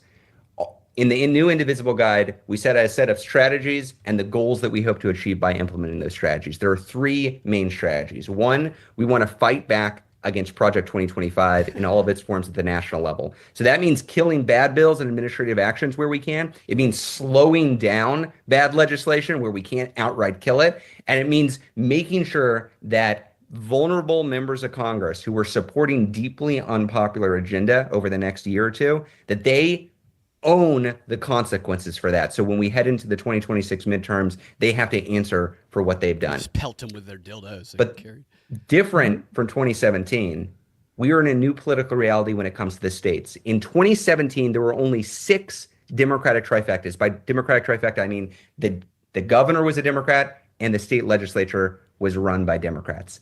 Which they lost in Colorado, suckers. You lost it in Colorado. Did they really? They lost a supermajority. That's fantastic. Yeah. Yeah, we got Colorado as a whole, but 4 state House flipped, and some of them were very commie, very progressive, and they're not in. So they they're out. So yeah, and then we got 1 congressional flip too, which is pretty cool. And I'm sure he's been flipped quite a few times in his life. A stoner says, "Dude just got pegged." That's great that they lost that in Colorado, because the reason he's saying this is to create the appearance among their followers that while it might seem like everything's dire on a national level, locally we're capturing cities and states across the country. 15 Democratic trifectas. 15. That is an enormous distribution of power. I have to say, as somebody who's played basketball my entire life, it's just always real off-putting to hear somebody so clearly gay saying trifecta, a guy who's obviously never watched or played basketball. It's like, hearing Tim Walz talk about football. Or shoot that gun. Right, yeah, exactly. From the feds to the states. And those states, they ought to be proactive. They ought to not just be playing defense and waiting to see what comes. They should be proactively pushing. I want to see Democratic attorneys general coming out and trying to outdo each other across these Democratic blue states to figure out how they can protect their residents. I want to see Democratic governors and state legislators figuring out, oh, no, we're the best state that is fighting back against MAGA. No, we're the best state that's fighting against MAGA. We have the power to push in these states. So if you're in Massachusetts or Illinois or California or Oregon or Washington, my God, what a huge opportunity you have over the next couple of years to really take action. And the third main strategy is we've got to recognize that in November, earlier this month, we lost some local level elections in key purple states and purple districts for folks who can oversee the election administration headed into 2025 and headed into 2026. In those places, if you happen to live in one of those places, you've got a big chance to do your job protecting that election system so that we can actually have free and fair elections heading into 2026. So that's funny, because the way that they do that is they do everything possible to prevent the election integrity rules to pass. I saw them. They were at the state elections board in Georgia, the meetings I went to, and they're like, no ID required, no counting of the ballots to protect democracy. And it's just literally the opposite of reality. The way they try and protect elections is to ensure they're manipulatable. And it sounds to me like this guy's like, you need to just power bottom your locales into a corner. Luckily out here, a GOP lady who ran for governor, but she's kind of like me, where she's like, screw it all, we just got to fight for the state. But they put together a really good program where they had all these people watching the ballot boxes and stuff. So we're doing this too, y'all. Yeah, hell yeah. Right. And that's the thing, that if you match the effort, then it nullifies it. The reason this shit works for them is because the other side doesn't do it. Right. That's it. So you gotta just almost showing up and calling it out might be enough to nullify it, which is why they go local, because they're going to have less opportunity of getting that kind of attention to it. This guy, too, the way he talks to the people watching, this guy talking to other men he would be laughed out of the room in less than 30 seconds speaking the way that he's speaking, saying stuff like, doing your job. Somebody would slap his little ass out of the window. What do you mean my job, you power bottom retard? But you know that he's got a group of people there who, because of his reputation starting Indivisible, and which he built a reputation by being the former inside staffer guy who was then promoted on Rachel Maddow, penis neck as Ian calls her.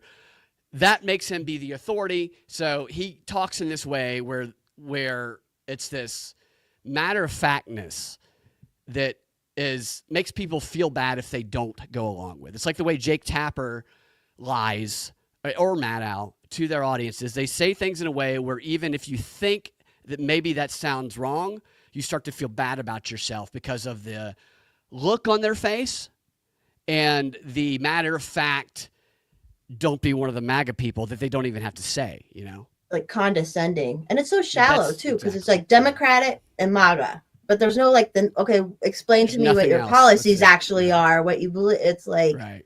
Yeah. Yeah. It's either MAGA or us is they do the either or bullshit.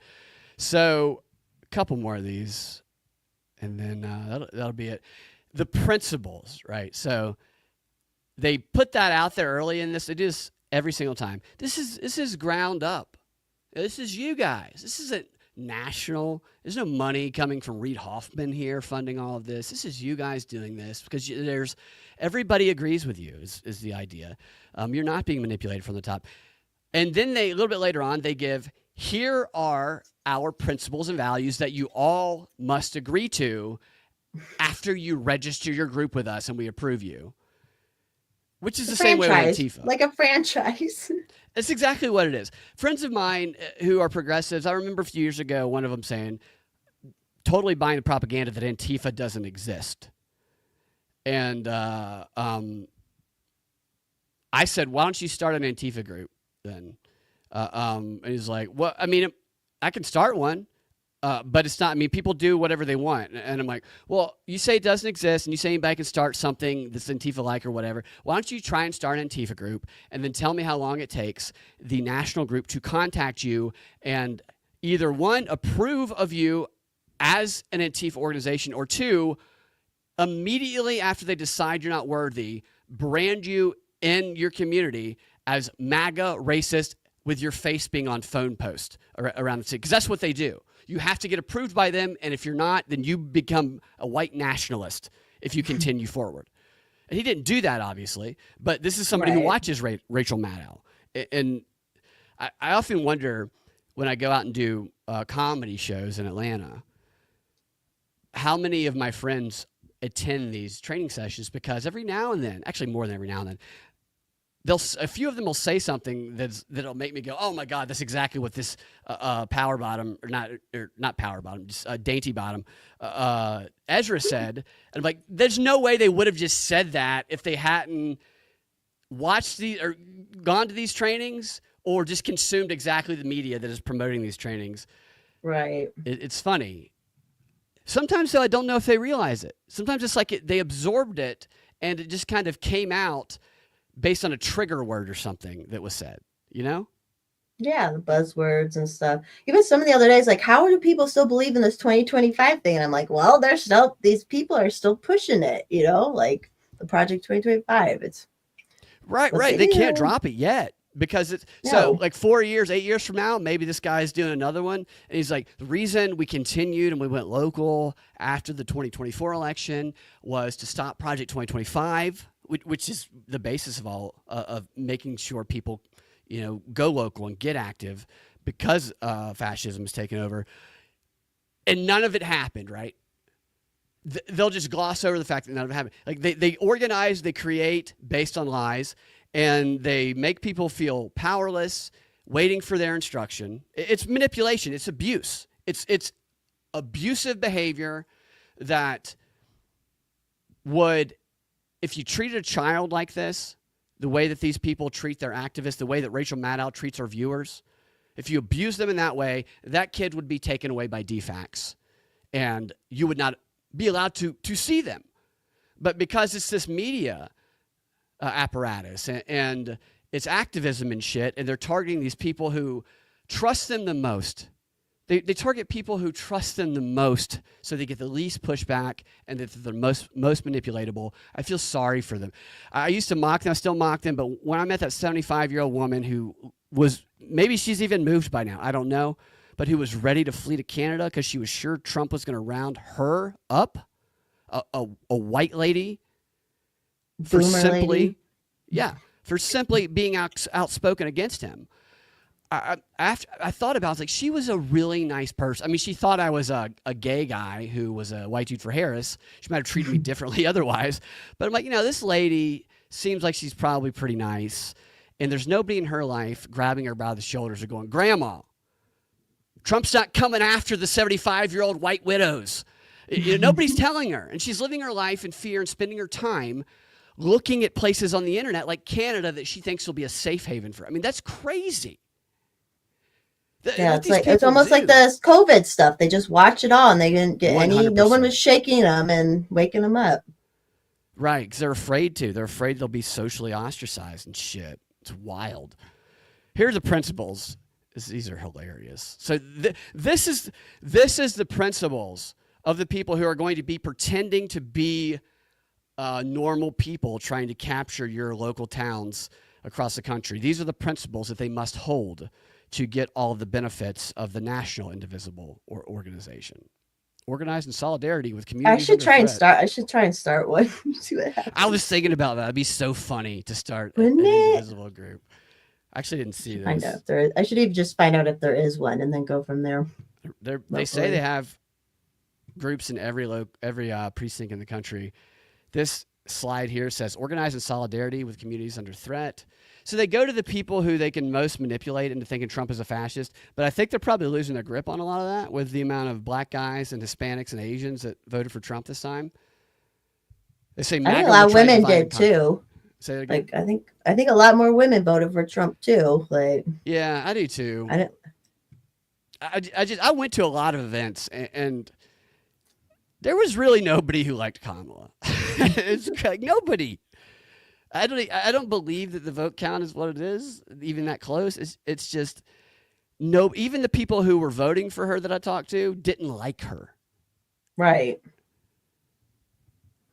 But she was better than Biden. That's what one of my liberal friends said. She's like, "Oh, thank God he stepped down and she went in." And I'm like, okay. Yeah. The response I got was, "She's not Trump. She's not gonna take away my rights and take my pussy away and whatever." So they say participate in mutual aid. Solidarity is moral and strategic. They always say that shit about a moral imperative. Oh, you're not going to do this? Well, you're immoral. Solidarity is moral and strategic. An attack on one of us is an attack on all of us. So they're NATO, I guess. And everybody else is might as well be Russian if they don't join them. Participate in mutual aid. First legislation aimed at target communities, or fight legislation, excuse me. Tell your stories, which will be made up and we will give you scripted versions of. Right. Build alliances and coalitions. Organize yourself. Clean your room, one might say. It's a Jordan Peterson-like comment, almost. But here, I think this is where the principles start. Let me make sure. 23, 40. Here are principles if you want to start. At least 50% trans, but with penis trans. No surgeries. They need to be able to dominate local sports. Okay, here we go. Thank you, Ezra. Thank you, Ezra. As we take a minute and transition, we're going to turn off the chat just for a second and re-up the one-pager We're going to turn off the chat. It's funny. with all the resources, because as I go through this next section and Nora goes through theirs, there's going to be a lot of things you want to reference there or keep to come to after. So in this next section, we're going to talk about the literal, how do you actually get your indivisible group going? We'll talk a little bit about how do you spread communism in your home? Why you should register your group, some of the principles and values that we hold and that we expect all of our groups to hold. We'll talk about things that will be helpful for you to know going into it, things that you can learn so you don't have to be worried about having all of the answers immediately, and some basics and what you'll notice in all of these indivisible meetings is there's never anybody any more manlier than Ezra in any of them. Yeah, I can see that. Sorry, logistics for moving your group along. Even she's like weak. She's very weak and like right. Yeah, you're right. It's a very victim. You can see the victimness. A shaky voice. So. Yeah. Meeting. So we'll jump into the why first. Why formalize your group? Groups are the core of how we fight for the next few years. And this is how you do your part. We need you in this fight. We need to know where all of our folks are. We need to build coalitions. We need to build collaboration amongst groups. We need to be coordinated. And this is how we do that. You get access to strategy staff, financial support, press, resources, and more. And don't worry, there's actually an entire section about this that Nora's going to go over in a little bit to dive into more detail about those specific programs that we have.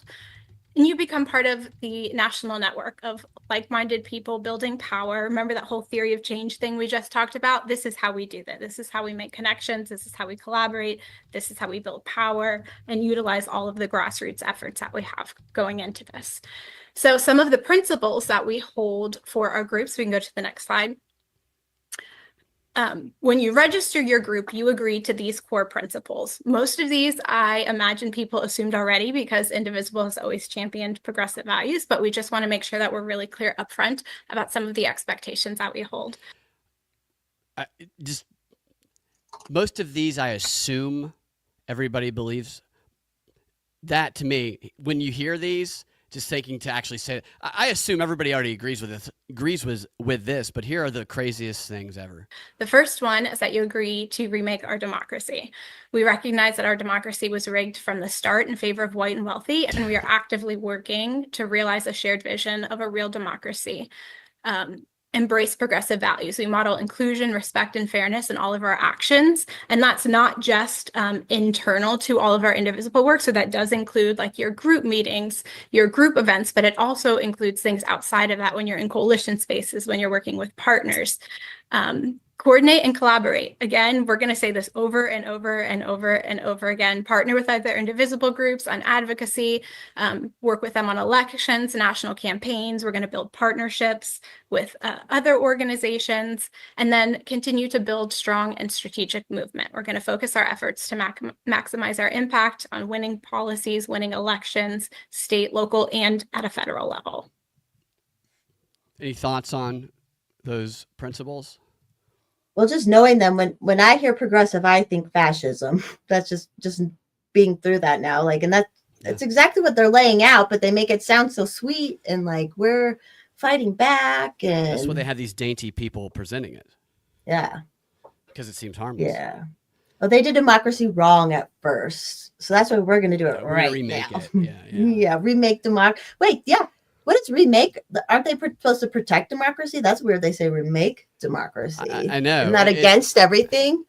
Right. So lately? This is the type of language shift that I think that they'll take to the local communities. We won't hear protect our democracy. We're going to hear remake our democracy. Yeah. Maybe. They can't just say, let's implement a communist takeover.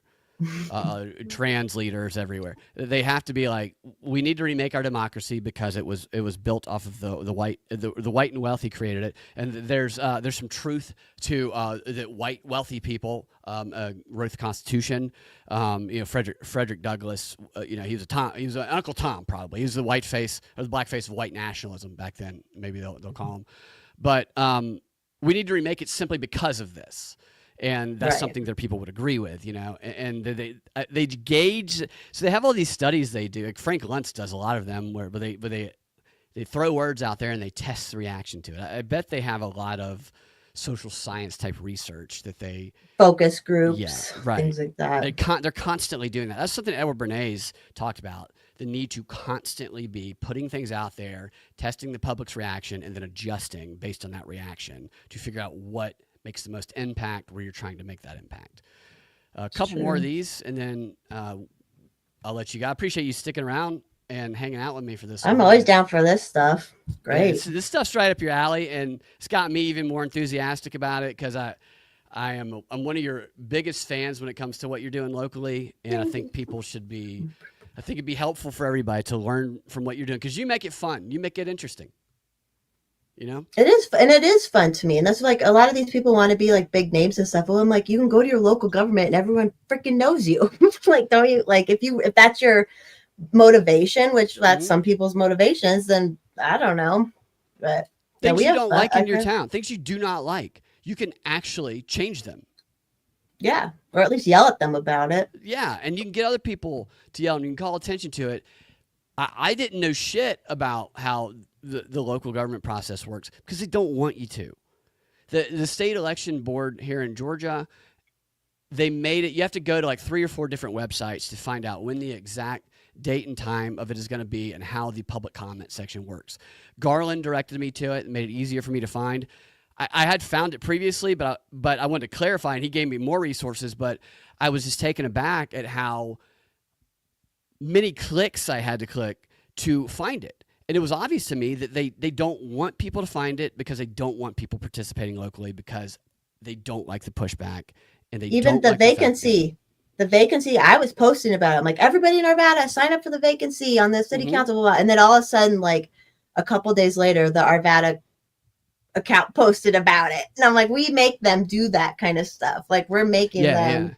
Yeah, because they didn't want more people to. They didn't want more people to sign up. They knew what they're doing. They don't want. When you can point people in that direction, like you did, and like Garland did, it forces them to react to it, and it forces them to put attention on it when they would have rather gone onto the radar. And what happened when people started paying attention to the Georgia State Elections Board? There's nobody going to these meetings before. Suddenly, Democrat activists were flooding them and trying to take over the public comment. And when that happened, the next meeting was dominated by people that were pro-election integrity, that were filling the public comment, making very valid and reasonable points. So they flooded out the Democratic. They defeated them essentially. Even though some of those rules didn't get passed, it called that attention to it. So bringing that up into the spotlight in the local communities like you've done, it does force them to confront it in ways they can't, which then brings up that energy who realizes, oh my God, communist, and then people will come out. Yeah, because that was our whole. We knew who they're going. Like tomorrow, we know who they're going to pick. We're almost positive. Yeah. And it was like all we wanted to do was get a ton of normal people to try and get on the vacancy. There were still only like 15 total, but it's like the more you get normal people, then you'd be like, they're not connected to you? Why aren't you? It's just you can give them pressure on those kind of things later on, and it's all about setting them up to just make fun of them later half the time. Right? Too. Yeah. No, mock them, but also people don't have any idea what they're doing, and they'd rather people not recognize what they're doing. They'd rather just talk about, let's make sure the trans kids' parents never find out they're transing in your community. They would rather just do it that open, like the communists like to do, until the public. So the thing I talked about at the top, where it's like that they become more open and brazen about it when the more the public accept it on the national level, or the media anyway, promotes it. But the less they do, they have to scale it back. So they would rather just be that open about it, even in your locales. But they can't be. They have to adjust, and they have to reveal their hand more when people just pay attention to it. It's true. This dude here. Okay, so this is just quick example of them. This is what they do. They tell you exactly what to say. They act like they're giving an example, but in the emails, they basically encourage you to copy and paste this shit. That we shared, there's a link to register your group. Take it back a little bit. Group in the one pager that you have online. How to the basics of how to start a local group. We'll move on to some of the basics and logistics now of designing your group. So first, you're going to have to pick a name. Most people use their area, their geography for the purposes of this. I live in Jacksonville, Florida. Just going to call this one Indivisible Jacksonville. You want to pick a time and a place for people to meet. Think about somewhere local. Think about somewhere that's easily accessible. Be considerate of the time that people that you might be inviting work so that they can attend, and consider virtual options for people to join. That slide there where they say pick a way to communicate, the email list and the creative text chain. That text chain is like getting people who probably are lonely, that they're targeting the Bolshevik man, and the way this book describes it, into that text chain.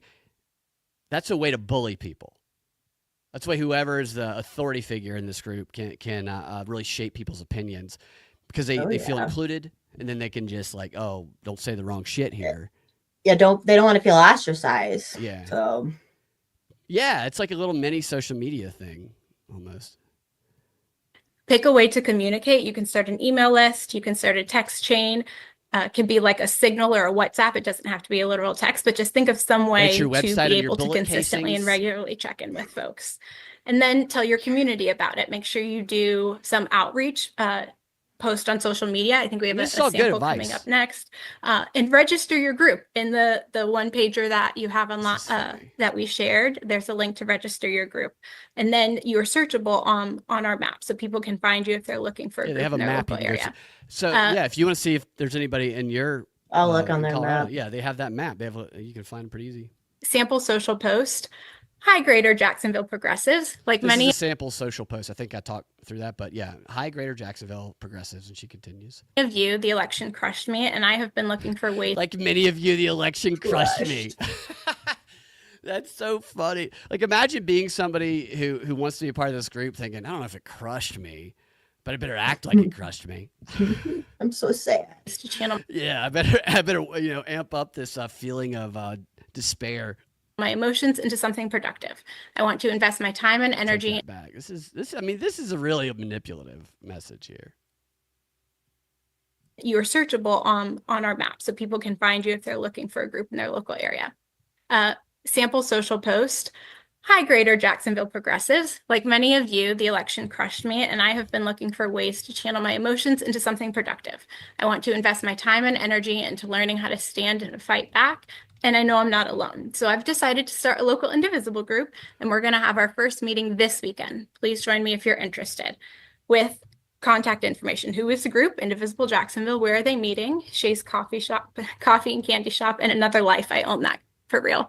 And questions, contact Shay at hint. This is my actual contact information here, but put something together that you can share, that other people can share, so people in your community have a chance to find you. Register your group so you're searchable online. Send this out in emails if you have that. Send it in text to people that you know are looking for ways to channel their energy. Just make sure that you get the word out and you start trying to recruit people. So I want to make a post. We should make posts like we'll copy and paste these. Right, Put it yeah. for libertarian meetings. 100%. Yeah. I'm not on Blue Sky yet. I've been looking at it, but I bet that this almost identical post, not the specific to Jacksonville, but the like many of you, the election crushed me. In fact, I just looked that up on X. I just looked up the election crushed me. And here. Stuff look. come up. Yeah, it did. Oh my actually. It did come up. Make this a little bit bigger. Yeah, the election crushed me. That's the latest, and the election crushed me. Decade of change picture. Yeah. So that's not many there.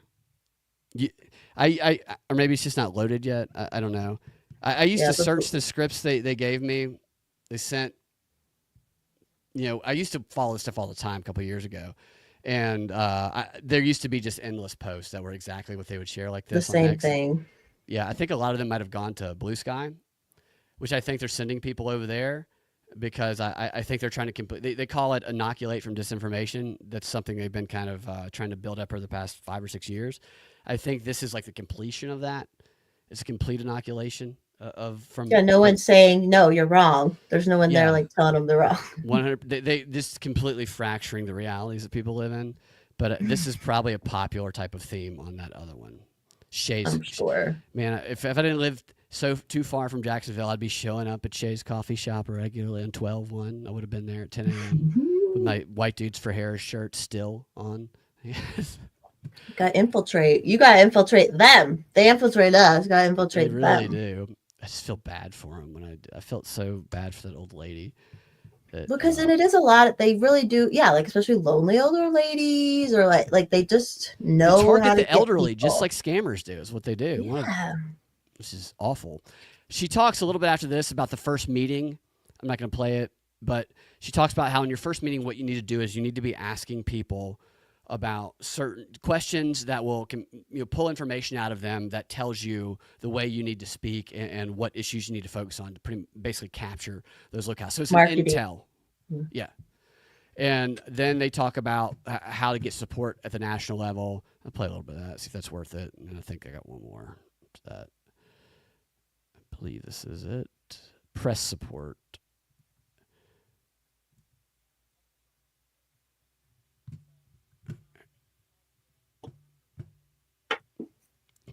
We're talking about what the National Indivisible Group can help with. I have the wrong thing up because I'm retarded again. Yeah. To whether it's local TV or radio, Yeah, print that's- reporters, they can help you build media lists so that when you're going to have an event, you know who to contact and you're kind of ready to go for that. So that's interesting. Is this local list of media figures in different areas that they can give these groups who will play ball with them? And I have a few people in mind in Atlanta. I'm sure you probably do in Colorado. Oh yeah. You know, they're going to give priority attention and coverage in your local newspaper to Yeah, this or stuff. 9 News. That's Mhm. out here. It's the 9 Yeah. News. Exactly. I know exactly who's full of shit, and he will do a bunch of stuff that is reasonable and normal, and then it'll be mixed in with the most propagandistic bullshit that clearly came from the World Economic Forum or CNN or wherever. And I every event I went to, because he was a guy I used to talk about on Twitter all the time, who would be like, Kamala's going to be here this week, but would never give the specific date or location because he was always on the bus and brought in. And he wouldn't be on that bus if he told us exactly where. And so when I first saw him get out of that bus, and I would heckle the shit out of him every time I was up there. I was like, great reporting, Greg. I found you anyway. Yeah, I couldn't get in. But it just completely discredited every single thing that he does. And he's also a Georgia Bulldog fan, which really validates the way that I feel about him, especially after a couple weeks ago. But that's a subject for another time.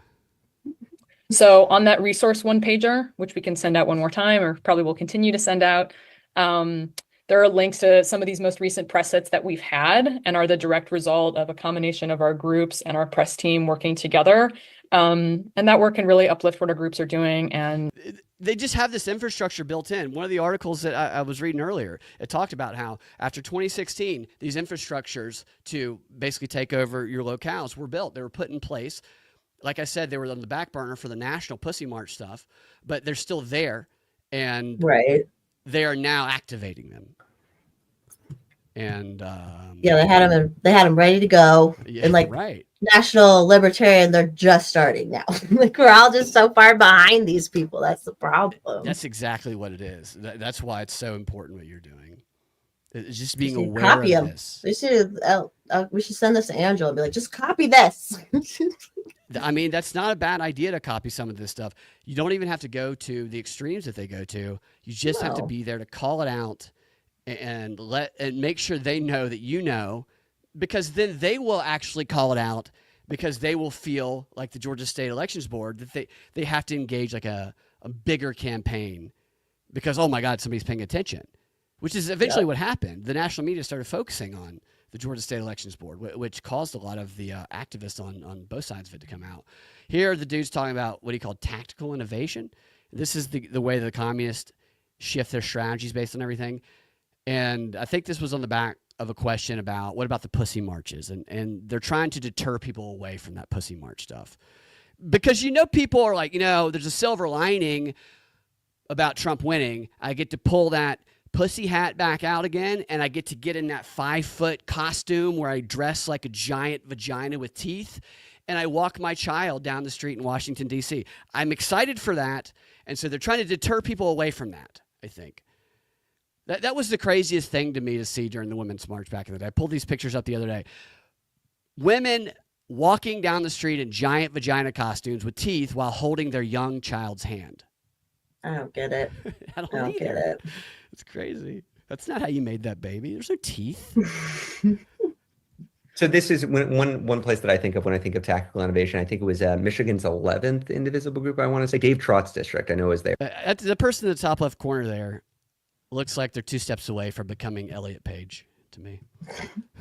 In Michigan, and they had been showing up at town halls and pressuring Dave Trott, who was this bad, vulnerable Republican, but a bad Republican who wouldn't push back against Trump.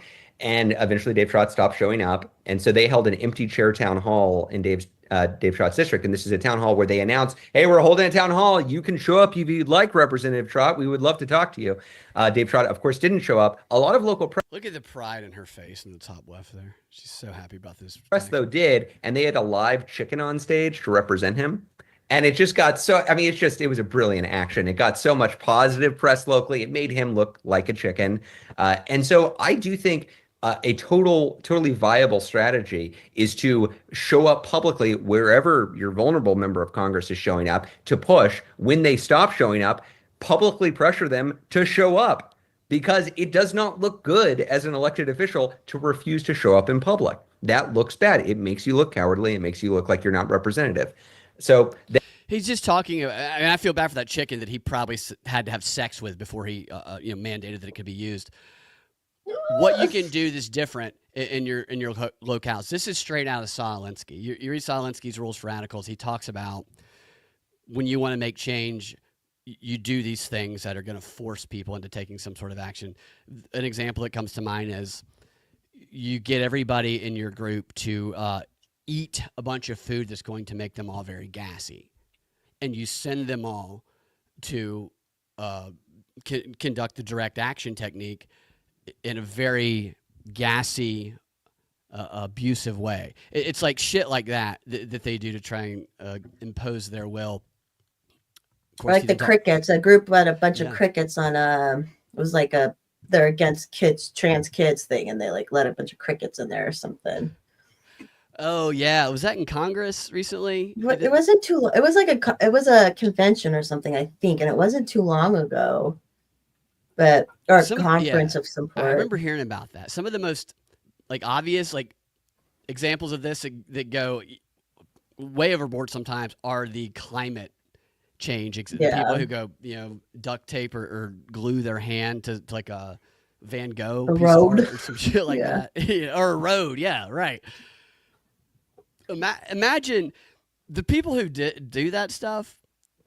Like fast forward 30 years. Imagine being that 20-year-old who glued your hand to a priceless piece of art, or laid on the ground on an interstate and thinking back, man, that was some dumb shit I really did back then. I was really brainwashed, wasn't I? Or they have been rised up to the level of organizers. That's what they do. They talent evaluate these activists. Like Lyndon was talking about in the stuff we were talking about earlier. And the ones who are the good organizers, they pluck and they put them in these positions. They say, all right, let's see what you can organize here at this level. Now let's move you up to this federal level. Now let's put you where Stacey Abrams is. I mean, that's Stacey Abrams and AOC's career path, is they showed their chops organizing, and they got put in positions of more relevance, the better that they did. So the ones who don't get chosen are the ones going to be going, I can't believe I stuck my dick on a Van Gogh with super glue 25 years ago. I still have the scar. Do you want to see it? Well, if I was still a progressive, I could show it to any kid around here, but none of you. They have rules against that now. Yeah, there's rules. It's legal now. I'm not a progressive anymore either, and I stopped doing Drag Queen Story Hour. Or have you seen Downs Queen Story Hour? You seen that? Yeah, that seems really wrong, right? Like, you would think.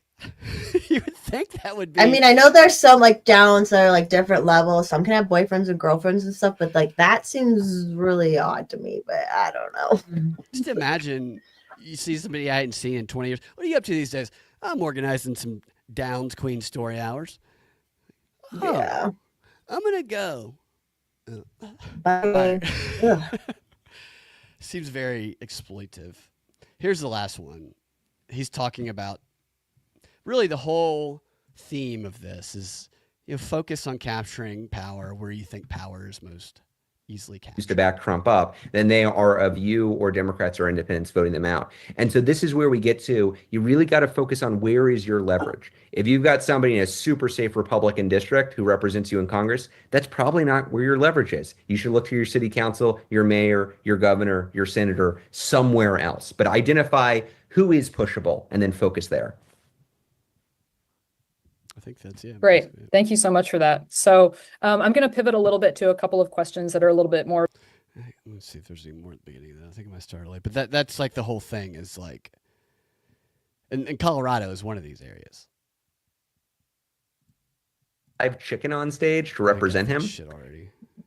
Tired of that live. Good as an elected official to of Trump and the MAGAs coming at them if they refuse to back Trump up, then they are of you or Democrats or independents. Yeah, no, that's all. That's all it is. It's just That's the emphasis. So their whole thing is how can we make it most easy, that's probably the best way to say that, but easiest to enable these people we've brainwashed to take these actions necessary.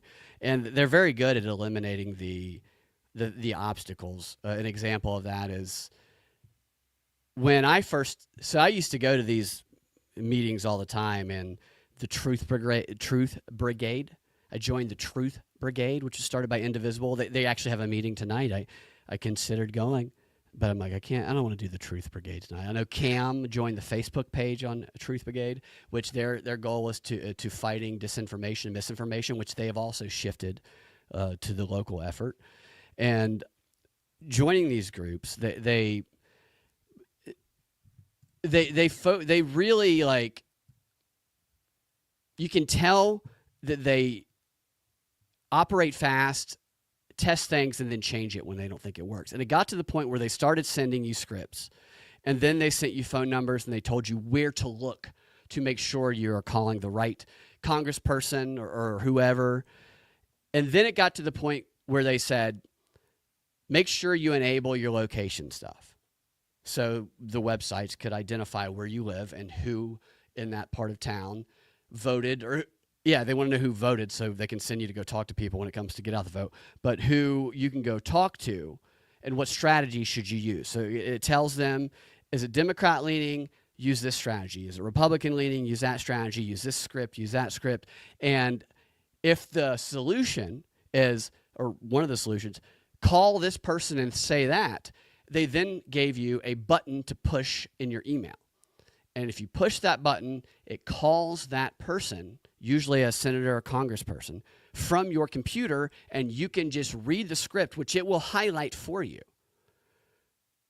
Right there from your sales, baby. Totally. They made it a one-button clickable solution. And I saw the iteration of this happen because it would be something new every time. Be like, people must not be doing it at the rate that they hope. So they have realized, they're like, let's count on people being lazy or being overcome with fear, because a lot of people are going to be, they'll look for any reason not to call and say something that is, conflict. It's going to cause conflict. And they're like, well, we emphasize democracy's under threat. Your womb's going to get taken out right after it's raped and you're forced to give birth. And then let's make it clickable, one button, and we'll put a picture. We'll see if we can get an AI picture of them being raped by this congressperson as they're reading. Like, it wouldn't surprise me if it got to that with the use of technology, just using all of that shit and technology and fear to overcome the inertia that prevents action. That's what they're good at. Yeah, made it easier. Yeah, totally. They talk about where to find people and shit too. Like, where are you gonna find all the fucking people vulnerable to this shit later? I'll send you the clips to this. It's hard to watch some of this stuff. It can be boring, and it's good to know though. This is what they're doing. It's good to know. It really is, because they're doing it. They're doing it. They're coming after, especially Democrat areas like yours. They're also sending. It's worked. It's worked here, like that kind of stuff. So yeah. In the next 4 years is when is the hard push. They like being out of power, groups like this, even if they act like they don't, because they're the communist, and I consider these people communist. They're basically communist, operating under the guise of being just far left, super gay progressives. But they operate best conspiratorially. They operate best covertly, pretending to be like, oh, I'm just like you. You're a Democrat. You're a social Democrat. You're a socialist. You're a middle of the road Democrat. They become that. They try to infiltrate the organization by doing the things they know others will not do. And the more power they get, because they get raised. This is how Stalin came to power. Stalin was in an administrative position because he knew that is where he could control the meetings of who was in power when Stalin was there. Was it Lenin? I don't know. I used to know the history more offhand better, but he could control who his boss was meeting with, and so he would screw some people over, and then he would prioritize shit, and then he would get promoted, and he would get promoted using the power he had through that just administrative position that probably nobody else pursued. which ultimately led to his acquisition of like total power from his perspective. And this is the same shit that these people do. And you're fighting it in Colorado, and they're banking on everybody paying attention to retard debates online and to everything going on nationally because Trump being in power. Look, I think Trump's funny, and some of the stuff he says he's going to do, if he does it, I'll be thrilled if he does. But they're banking on that attention being focused there and our towns and locales being more easily captured while it's happening. So we have to make sure that it doesn't happen. Pay attention. You can watch. I mean, half their stuff's online too. They live stream all the town council stuff nowadays. Yeah. They don't always record them. No. That's the funny thing. But you can watch. You can get on like Zoom things live and stuff. But so always record this. Right. That's my third tip to people. If you're watching something at home, record it. Just record it on your computer. That's a great point because it does go away. And if you sign up for some of these groups, you can use a fake email, make up an email address to do it or something. You will get access to the unlisted videos. Ooh. This one's not unlisted, but most of the videos that I show are unlisted videos you can't find. So, nice. What are your closing thoughts? I don't know. Just everyone, not that I'd say like do this, do that, but like if there's something you can do, do it. That's why I tell people, I'm like, even just recording stuff at home is helpful and like all this stuff. Oh, the Avalanche is the hockey team out here, by the way. Yeah, just try and get involved. Like, and don't act like you're a political expert if you don't even know who your local elected person is. That's my. You don't have to be an expert. No one has to be an expert, and only do what you can do. Don't get burned out. That's what with everybody out here that works with me. I'm like, just do what you can do. Focus on what you can do. Some weeks you might be able to do this. Other weeks you're like, don't talk to me, and that's fine. Just do that. It's fine. So don't get burned out. It's the burnout too is I mean, that can be debilitating for anything, especially something like this, that especially if you don't feel like there's other people you're doing it with, which is you found other people, right, in doing this. Which and I think that you'll find that there'll be other people involved. I know I have here locally with improv comedy, which I've done for many, many years. One of the first things that you learn when you do it is to be good at it, you have to get very, very comfortable and have fun with failing over and over again. Because you're not going to be good at improv comedy if you don't go up there and just suck. Just sing the stand-up. Same with anything, really. Because you don't figure it out. And with improv, with the exercise and game shit, it actually becomes fun to go up and try shit because you can quickly adjust because it's improv and nobody cares.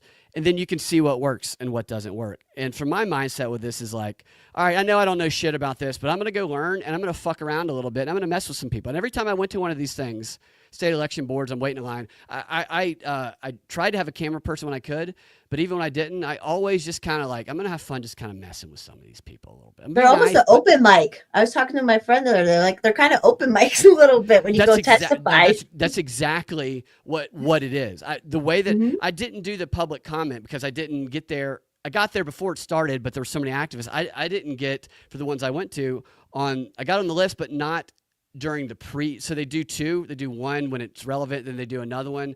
Maybe it's relevant. Maybe the communists took over that one. No, there's usually like one for basics and then one for something on the agenda or something like that. Absolutely. But the way that I thought about it, I was like, what am I going to say?